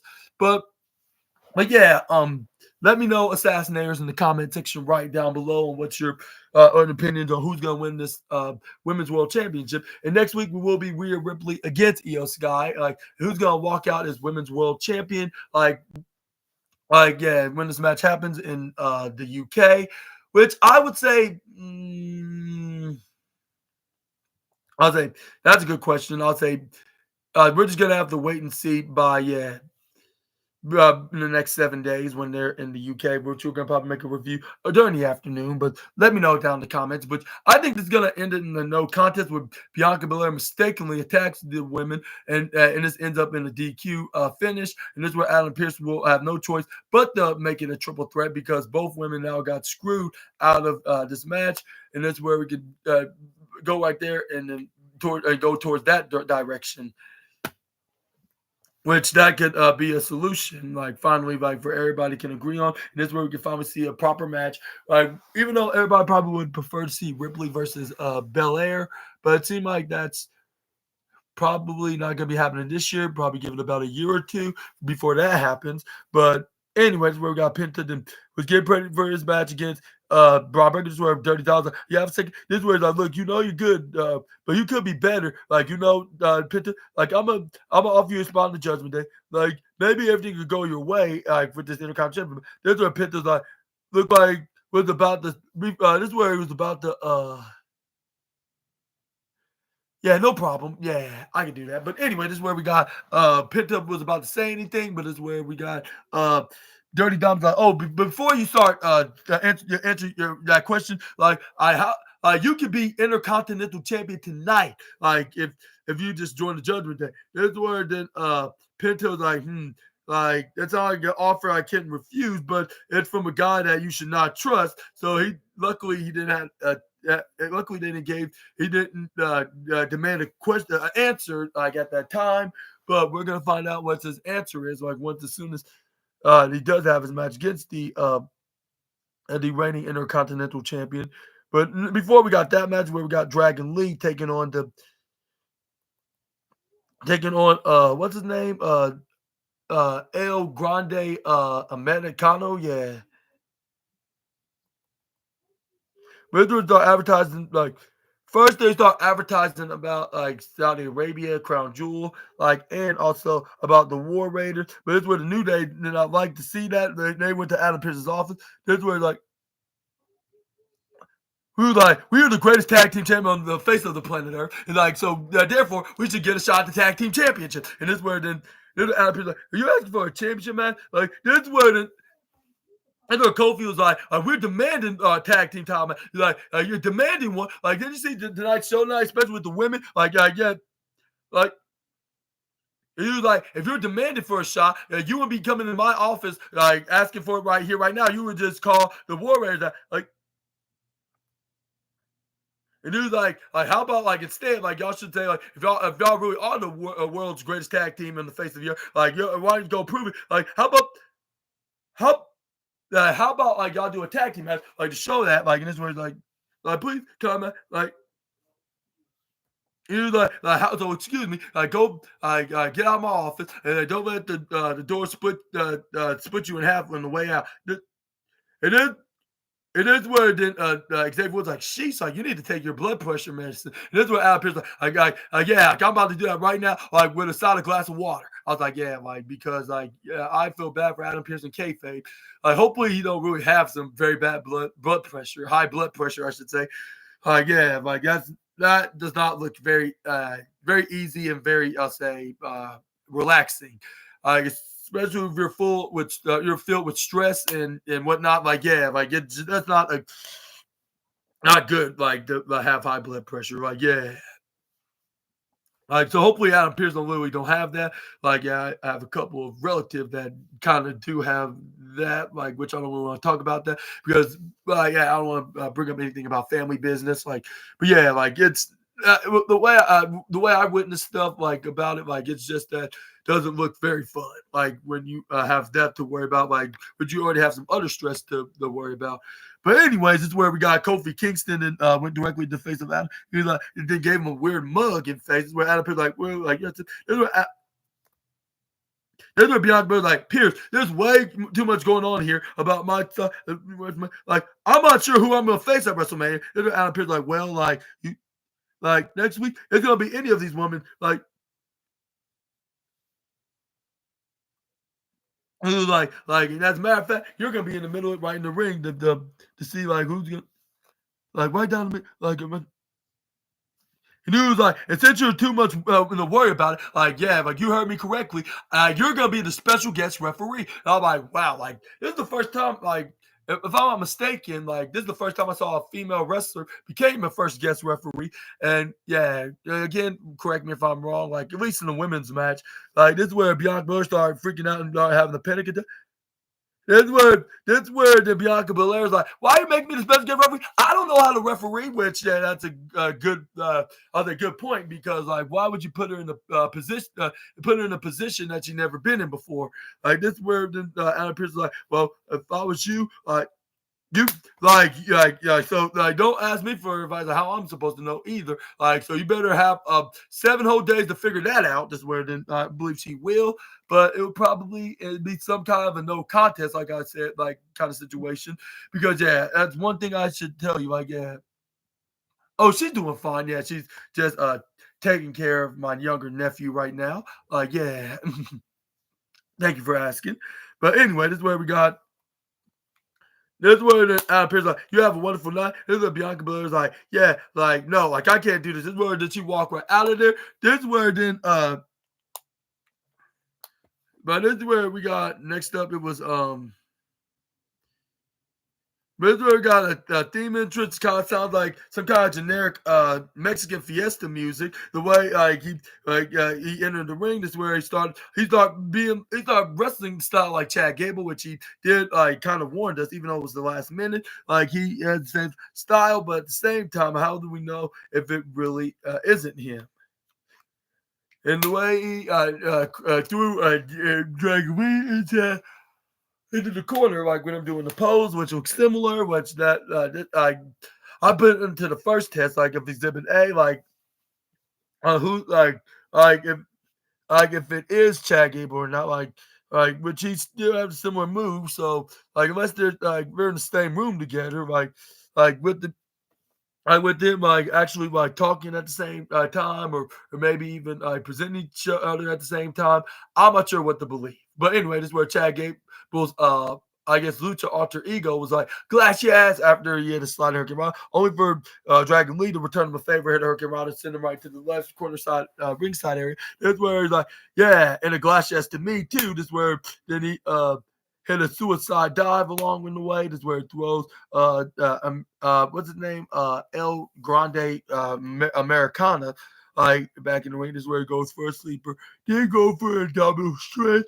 And we rip off the mask of Chad Gable, or not Chad Gable, El Grande Americano. This is where he has a double hand to the throat. This is where eyes from to the left side to the right side. This is where we got Dragon Lee then try to go for a power bomb. Only for him, he hit him the Hurricane Rana. This is where Chad Gable did hit the flying diving.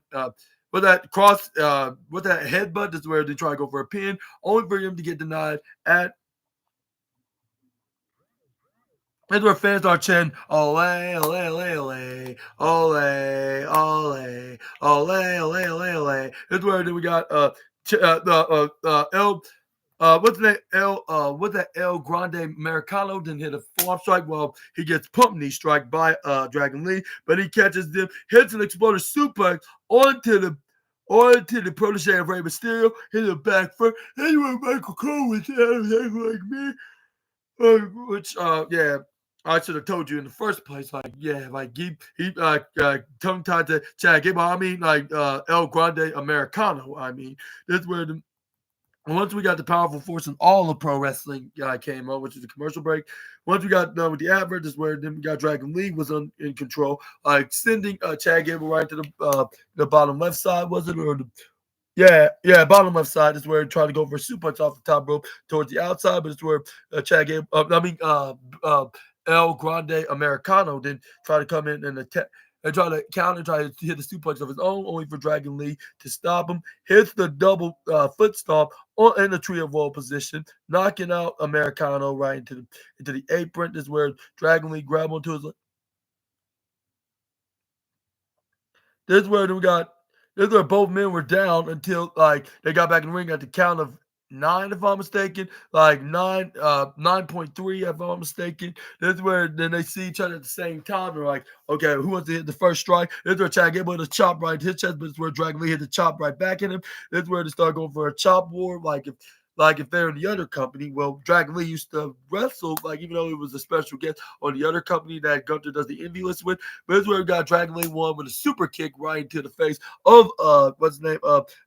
Grande of El Grande Americano. But it's where he ends up hitting him with a lucha style belly to belly super. When Dragon Lee trying to go for an attack, he just didn't get crashed right into the barricade. Is where we got what's the name? That's where we got Americano then go up right up in the top rope, hit a moonsault, only for Lee to get move out of the way. This is where he tried to hit this like a Spanish fly maneuver, but he just improvised with a rolling flip into a power bomb right onto the El Grande Americano. But this is where he only got a 2.8. However, this is where Dragon Lee then they try to go for the double trio of double foot stomp maneuver, right in the exact same corner, but in the inner skirt part of the side is where the fans are chanting, "This is awesome," which I have to give it. Like, this match was totally good, even though I'm not sure if it. I'm not sure. I'd say this was probably the greatest match, but I gotta say that this match was totally good. Like for the storyline, whether if it's Chad Gable or not, they did some pretty impressive lucha stuff. I'm so sorry. I was kind of in a hurry to try to get this video done, but anyway, this is where we got It's the silver trophy of the night. I must tell you, Assassinator, but. Thank you, Birdie. That's very nice of you. You're welcome. You need Uncle June to open yours? No. Okay, no problem. But yeah, this is where we got this Olympian slash luchador then rip off the or pull the mask up of Dragon Lee. That's where then he then end up immediately go for an ankle lock. He was like, I'm gonna let go until he tap out. That's where he had no choice but to tap out, or else everybody would see his true identity. He did not want to be revealed because unfortunately, El Grande El Grande, what's the name? Americano, like, get the win. Despite being a bit goofy, I said, if this is, like, not Chad Gable, I'll say this guy is very talented. Like, I'll say this guy looks like his own version of a Lucha Kurt Angle, like, if you ask me. But his Lucha style, like, his Lucha technical style of amateur like style, I should say. But I'm not sure if this is somebody totally different from Chad Gable. But we're gonna be figuring out in the future. But let me know what your opinions about it in the comments. Do you think that El Grande Americano is somebody far from the Gable, or do you think it's somebody, or do you think that or do you think it is Chad Gable? Let me know in the comments down below. But yeah, anyway, we got LMG.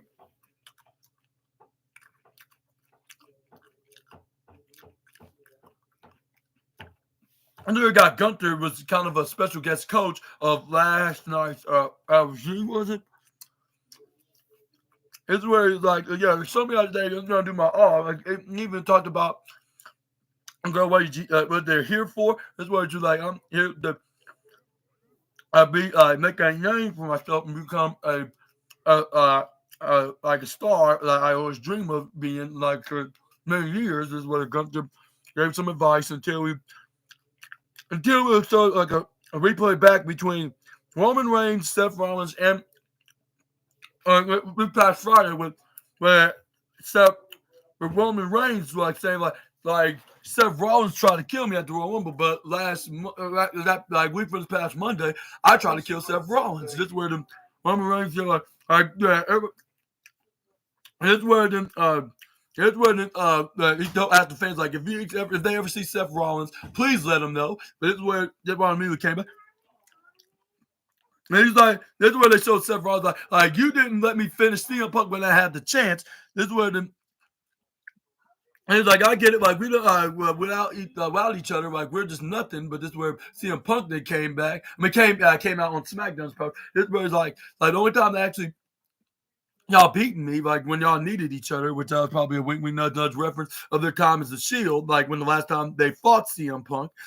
But it's where but however, I'm owed the favor by the wise man. But before we get to a favor, I want to say thank you for delivering like your tribal chief on this head and a silver platter. But like Roman Reigns was clueless on what he meant by saying that. But before he can even process it, this is where he gets attacked by the Chicago-made wrestler. That's where it was a free for all, whatever you want to describe it. This is where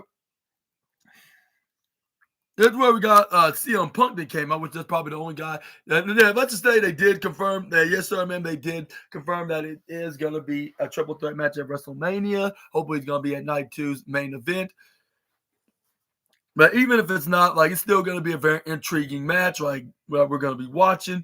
But this is where we got CM Punk then came out, waving to the Scottish fans. It's where he's like, wanted to see me speak what's on my mind tonight, which we already know what was on his mind, like which it had plenty to do with his two arch rivals, including one in particular, Seth Rollins. But it's where then we got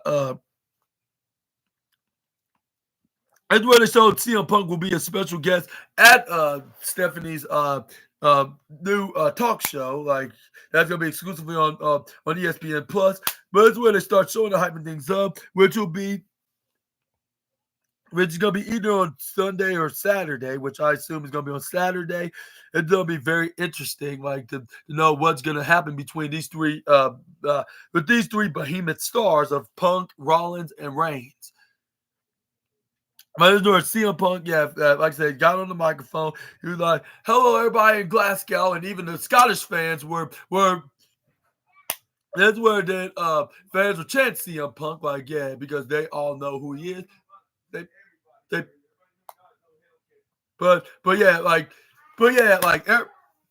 Everybody knows who CM Punk is, like for the last 20 years of him being in the wrestling scene. But this is where Punk was like, everybody feel alive on a lovely on a lovely Monday night in Glasgow, Scotland. They're like, or what? And this is where fans are chanting like, "Yay!" Like CM Punk finally here. Like this is our one of our life's dreams of being a wrestling fan. This is where CM Punk. But unfortunately, like since I am happy to be here. I and as much as I like to spend some quality time with some of my friends in Glasgow, I'm not in a good mood right now. I hate to break it to you. Like I am kind of pissed off. Like I'm hardly kind of like with. It's hard to be happy now. Like when you got two guys that you dislike, that's after you, and that you want to rip their heads off as well. This is where the CM Punk then continues to. Well, like, but him, he snuck in a smile, like saying, because the fans like love his presence. That's why fans like, I can't stop them from chanting my name because they paid to do this. They paid like to get in to do this. They're just saying, like, yeah, I'm a little tired. Like I have a lot of jet lag. Like I haven't slept very well in the past few days. Like mostly because I'm certain like about myself, and I rode like to WrestleMania, and that's where he's like, I'm finally gonna get a match, like which is gonna be pyramid. I have a match, like as you can see that, like in the graphics, of course, like you know the beautiful man, but what I want to be like, and that what I'm wanting to get is not, I'm not gonna get. And yeah, I believe that he thinks that he's not going to main event WrestleMania, only for him to be notified this in the last minute that he will. Like something just tells me it normally happens. Like when somebody like in a situation they never got a chance to do something, or end up at the last minute finally getting their life's dream of doing something in their career.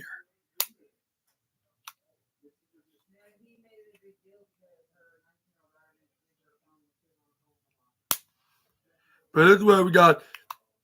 And that's where the CM Punk to continue on the microphone too.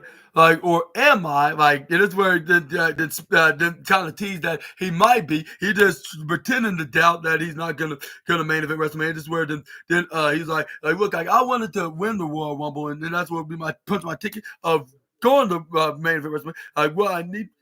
Or even the second best thing, which was the Elimination Chamber. But since I was when things have changed, like with everything's gonna stay the same, I like.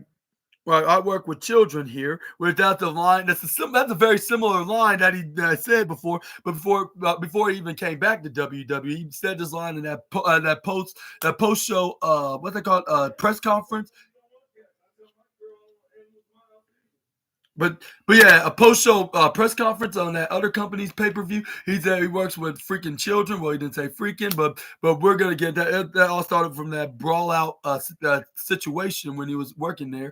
But it kind of reminds me like the way he said it, like onto this promo, like sounds like 3 years or almost 3 years. It's like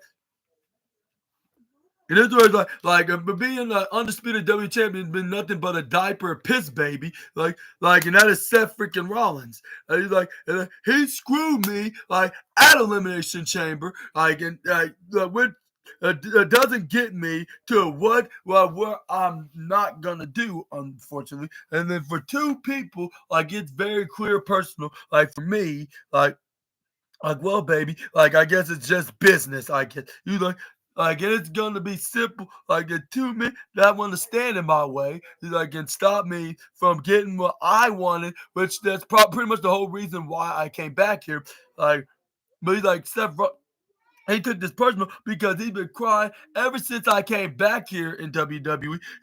Because the magnitude of me, in the shadow of the chasm, the little everything that he surrounded his entire career, and as for Roman Reigns, and that's where right after he said his name, he did the number one gesture, saying he wanted to talk about acknowledgement. I acknowledge that the fact that he's taking this a bit personal around me because he's seeing real time like all of you because his wise man, well, he's not just his wise man. And that's where he gave a huge grin when he said that. I was like, yeah, of course, because considering him when he had him as his manager and when him being the Paul Heyman guy, which that's probably has something to do with that favor that he asked Paul Heyman to do for him to team with Roman Reigns and the rest of the bloodline against their other cousins, like the new bloodline with Solo Sikoa and the Tongans and Jacob Fatu. Well, technically, Solo's the Usos' brother, so I'll say the brother and the cousin. But that's where the CM Punk's like, yeah, taking care of business with me, like this Friday, like in London on SmackDown, because apparently we're gonna have an old fashioned three-way contract signing segment. But this is where fans are booing. And CM Punk's like, oh, you're booing, like, and this is where he realized, and like with him, and when he mentioned it, I realized, like, oh, like because it's not gonna be in Glasgow, Scotland. It's gonna be in the other city and country of Europe, which is gonna be London, England, the UK. Like, so that's understandable. Which if I was the Glasgow fans, I would have done the same thing. I'm like, why am I gonna watch it? Like, I want to watch this in attendance with Roman, Seth, and what's the name? Roman, Seth, and Punk. That's where then CM Punk is like, yeah, I understand. Like, it's not gonna be here, but now I promise you, this is not gonna be the last time you're gonna be seeing me in this very city and country. This is where then it is like. And this was like, but since I'm here, like, I might as well chill around like for longer with my friends in Glasgow, and this is where then this is where the fans are chill, like, he's like, it is where it's but I'll see you two, Rollins and Reigns, at the contract signing event, like this Friday on SmackDown in London. He's like, but before we put ink to paper, like. I want you to listen to two things that understand like very well. And number one, like neither of you have ever defeated me without the other one help. Like, which that's true. Like considering the fact that both the last time they did fight him in 1-on-1, like, and when they did beat him, it was because of the other's help of the Shield. Like, yeah, so that makes sense. That's why he said that. Like, because, and it's probably basically the whole situation. Like, when they do fight Punk again 1-on-1, like, this time they probably will beat him. Like, beat him without the other's help. Like, when they finally can prove that they have changed from over 10 years ago. But anyways, where CM Punk did continue on the promo. Like, and like, because you can't beat me. And he was like, and the reason number two, was it? Like, what was the second reason? Like, what was it? It was you look. Yeah, see, I just read it. Yes, you can. It is where oh yeah, that's what he said. He just got to the point saying like I just cannot wait for the two to get in the ring with the two of you and take both of you guys out at once. I was reading Google. It is where CM Punk's like, it is the best in the world. It is where the CM Punk that did the hand pose thing, like saying like it's gonna be my moment. Like since I may or may not be main eventing WrestleMania, which I still think there's still some hope. Like weird ass little girls should be doing weird ass shit. Given the fact that given that Punk and I'll say Punk and Rollins and Reigns are main eventers, and CM Punk, Seth Rollins and Roman Reigns already main evented multiple WrestleManias. I'll say they're gonna guarantee this is a main event kind of match, like for at least night one. But let me know in the comment section right down below on what's your opinions on the matter. Exactly. But let's move on to get to the main event, which get the fuck out of his house. Yeah, get the fuck out of that. That's what I was just saying. But this is where we got this is where they start showing like London, England, because they will be there this Friday and next Monday. This is where then we got this is where they show like this will be the episode of Raw and SmackDown in London, England. Yeah. But let me know down in the comments below what you think we're gonna be. But this is where we got Logan Paul to start. It sent a message to AJ Styles on Instagram. This is where he's like, "Hey," he basically let AJ know that he will be on London on March 31st. Why am I even talking about November? It's not even the fall time yet. But this is where it's like, I will indeed be there on the final Monday Night Raw in March. This is where he's like, and I will. Like, I'll see you face to face and bring your A game and bring your soccer mom haircut and I'll see your bitch ass there, AJ. And this is where then and then they will be, I believe, going face to face with each other, because they said like Paul will call out AJ Styles. And what do you think was going to be happening into this segment? Like, do you think this is the build up into their a potential match at WrestleMania? Please leave your comments down below. But yeah, this is where we got. They also advertised that Jimbo will indeed be taking on Gunther. But let me know down in the comment. But we also got another segment face to face with John Cena and Rome and Cody Rhodes, which I don't know for some reason why that they are doing another face to face segment like for the probably the third straight week in a row. Which I understand what's the reasoning for this, but they are going to be doing this, and also, we got what oh yeah, Rhea Ripley and Io Sky will be fighting for the Women's World Championship with Bianca Belair as a special guest referee. And yeah, let me know in the comments what you think is going to transpire of any of these matches and segments on this episode of Raw next week on London, the UK. And I'll say maybe they should have John Cena like have like a own promo segment like with just being him like that's cutting a promo like and like maybe getting to some kind of an angle like maybe you could work an angle like a match with somebody on the next week's Raw or maybe even make an appearance on SmackDown. Which I'll say if he's gonna be having some time to have some free time to be scheduled in this UK tour in WWE, they might as well even put him in at least one match against like some kind of an underrated mid carder that's trying to get some kind of a rub, like, and then this will probably help benefit them, like, by fighting John Cena that's about to retire in the next probably how many months from now?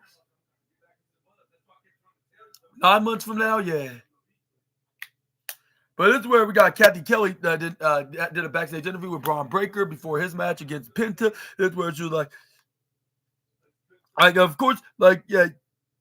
Like, of course, we saw the Judgment Day approach him, well, most specifically Dirty Dom, give him an option. Like, are you concerned whatsoever that he could be after with alongside with new allies? This is where Robert is like, look, listen, Kathy, if that does, like, even if that does happen, like, yeah, with all respect, like, that's his business. So I'm not really caring, like, what he does. Like, he can make that decision whenever, like, but at the end of regardless, like at the end of the night, I'm gonna retain my Intercontinental Championship. Like if and it's for one reason, like I'm gonna do, like because the dog are always unleashed and barking in the arena, and that's where he pointed out to the fans that barks along with him, and even Pat McAfee does the same thing because yeah, he's the fan of the gimmick of the second generation wrestler. This is where then he ran right into the in the stage to get ready for his match against Penta. And let's just say we did got some teasers like of if Penta could join the Judgment Day, but we probably already know what's going to be the outcome. But we're going to get into that after I get done reviewing the match because it just immediately started afterwards with the second generation War Dog against the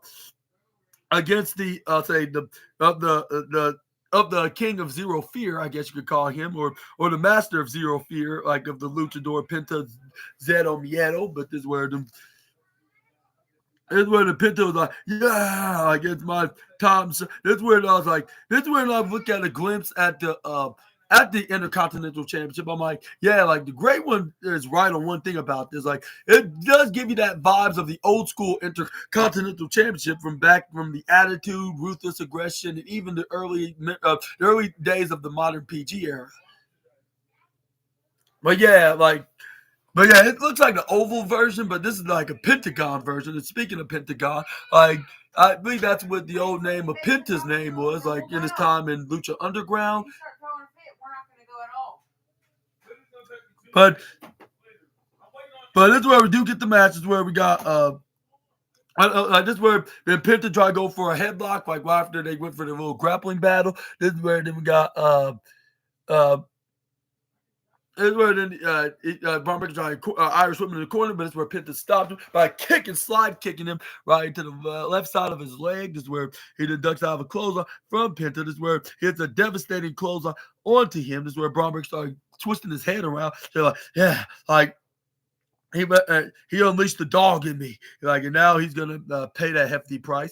Like, even whether he's joining the Judgment Day or not, like he challenged me for this fight. Now he's gonna be taking a beating out of this fight, unless if he got something to offer right back. That's where he starts spearing him right in the middle. Oh, and this is where then throw him right to the upper right, of course. This is where he try to go for close on. Penta ducks out of the way, hits the sliding hurricane runner onto the nephew and the son of the Steiner brothers. But this is where we got and then Penta to start doing like a little like everybody like see me like there's gonna be plenty more moves where that came from. This is where the Braun Breaker runs right to the right course. This is where Penta tried to go for a pretty cool sliding Hurricane Rana maneuver, like if he's still in the other company. But Braun Breaker counters and threw him right up into the right course side. Then he waited for him to hang and lean right onto the L&D announce table, so he get a cross clothesline onto onto Penta, hitting the jungle cap right onto him.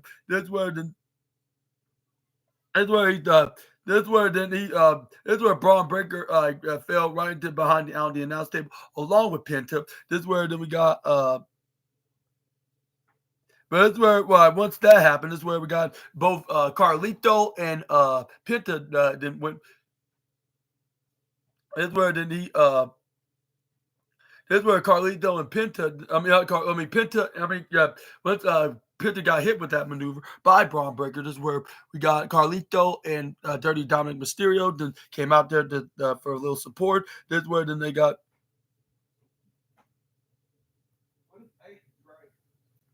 This is where once he got done with the powerful force in All Pro Wrestling, this is where then we got. Both of them were in the ring, started hitting some strikes to each other until Braun Breaker started winning. This is where Braun Breaker was damn near a fan favorite because, given that he was the one that was in the lead. But this is where we got Penta starting to forearm strike. This is where he runs right to the right course until he gets hit with a flying right hand. But this is where he had a big right hand until they run to the left side, gets super kicked by Penta. This is where Braun Breaker hit the knee strike. Then this is where we got the reigning Intercontinental Champion running to the right and then the left corner ropes. That's where he ends up getting intercepted by Penta with a super kick in his face. And man, this is why he's getting the golden trophy of the night, because I'll say the match last week with Finn Balor was pretty decent and pretty intriguing, but it couldn't beat this match with Penta. With these guys, Penta versus Braun Breaker, these guys look like they were meant to fight each other. Even though, it feels like a couple years ago, we would not expect them to be in the same ring at the same time, no matter what company they're working for. Given that they on the count that they look like there were lifers in the companies they were working for, but this is where we got Penta hit a super kick right into the midsection onto Braun Breaker when running right again. But this is where he hits a sling blade onto him. Only once he got him out the ring in the right corner side, Braun Breaker hit the uppercut. Then Braun Breaker tried to hit some kind of a fireman's gorilla press slam. But this is where Penta then counter into a backstabber. This is where then we got.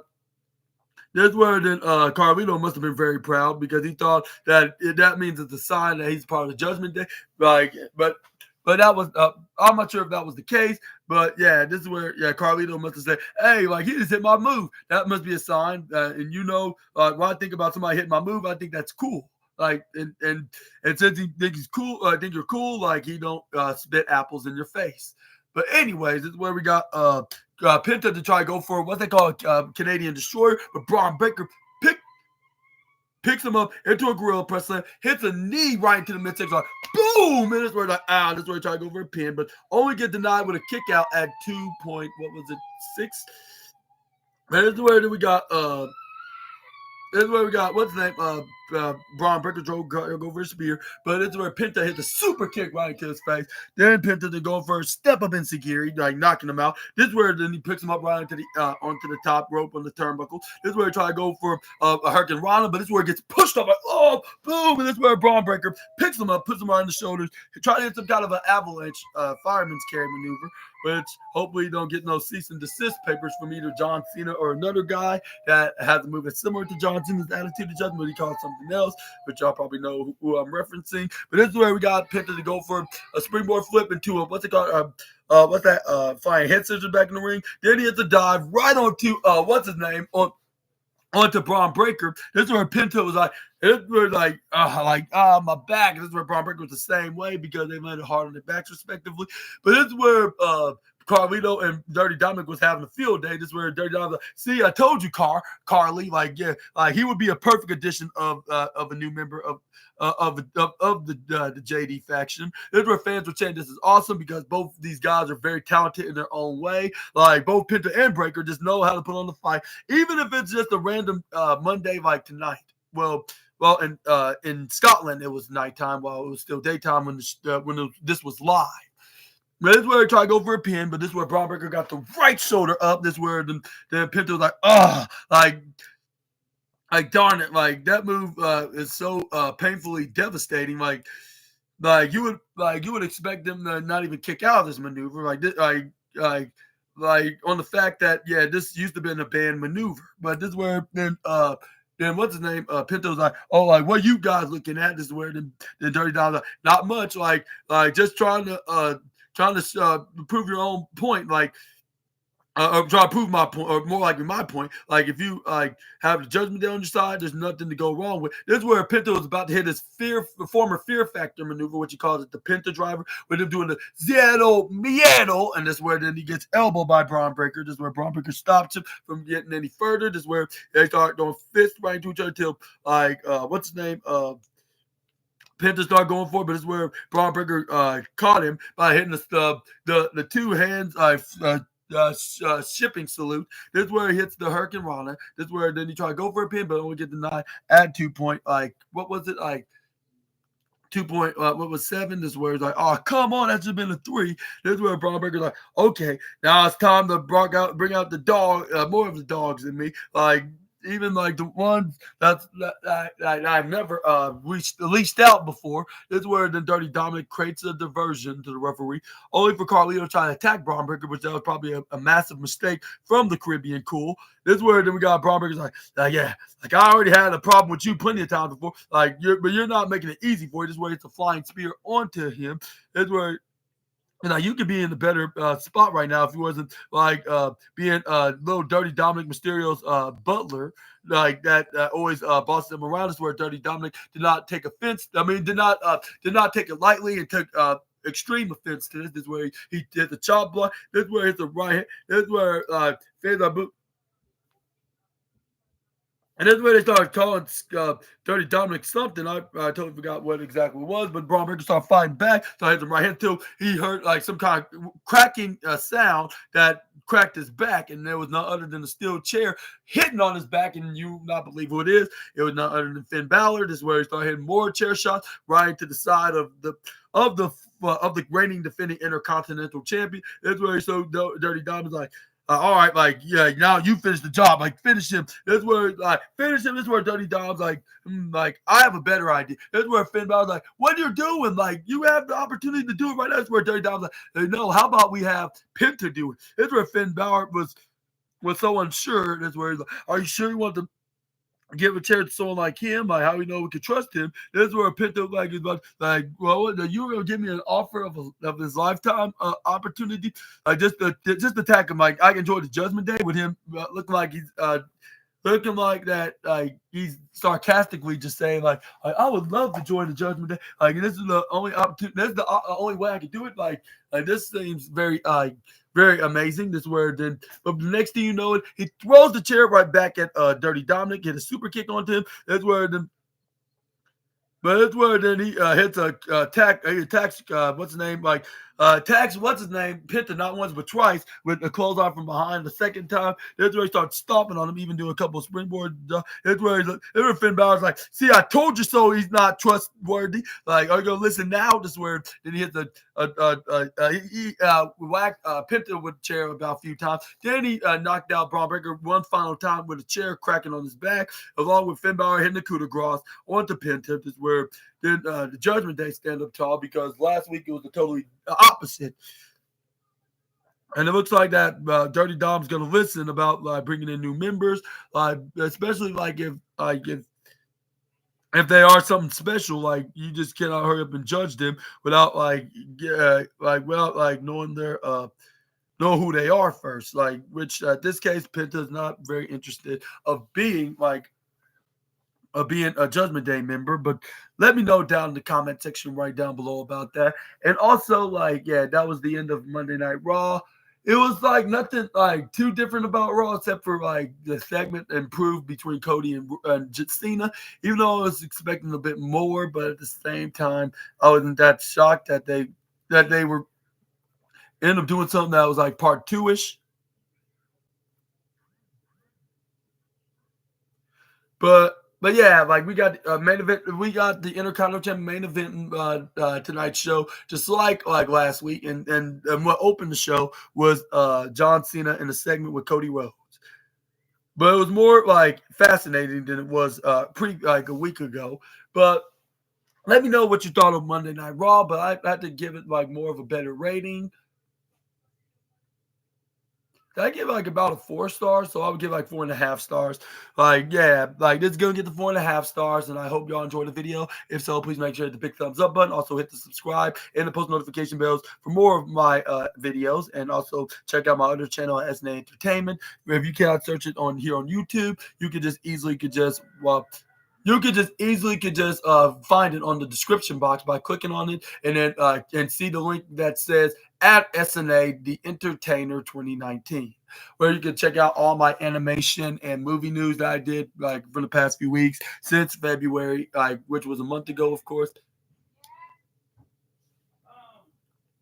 But yeah, but also tomorrow I will be making a wrestling news for March 25th, 2025 on the Tuesday, which we're going to be talking about the wildest and intriguing wrestling news stories, women that you assassinators need to know from, I'll say, the Sportskeeda article. And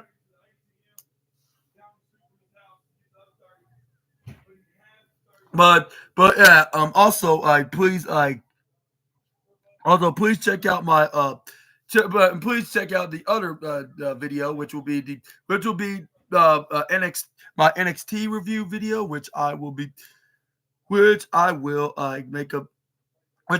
making a review, like which I assume that the double champion Stephanie Vaquer will be defending one of her titles in the opener and the other one in the main event, which I think they should do Fallon Henley versus Vaquer on the opener. In the main event, we can see facing Jada Parker for the NXT Women's Championship. But yeah, again, just let me know what your opinions are down below. I hope y'all enjoyed this video today, and let me know in the comments, like, when do you think do you think that Stephanie Vaquer is gonna leave the Performance Center as double champions, and do you think she could be do you think she's gonna successfully defend both of her belts? Like, one way to find out is to see tomorrow, but I guess this will be it for now. I hope you Assassinators have a wonderful rest of your Monday, and I'll see you next time with some more SNA content. Until we meet again, Super Ninja Austin out of here. Bye-bye, my Assassinators. Y'all take care. Have a phenomenal week, and I'll see you guys soon on the next video here on Super Ninja Austin.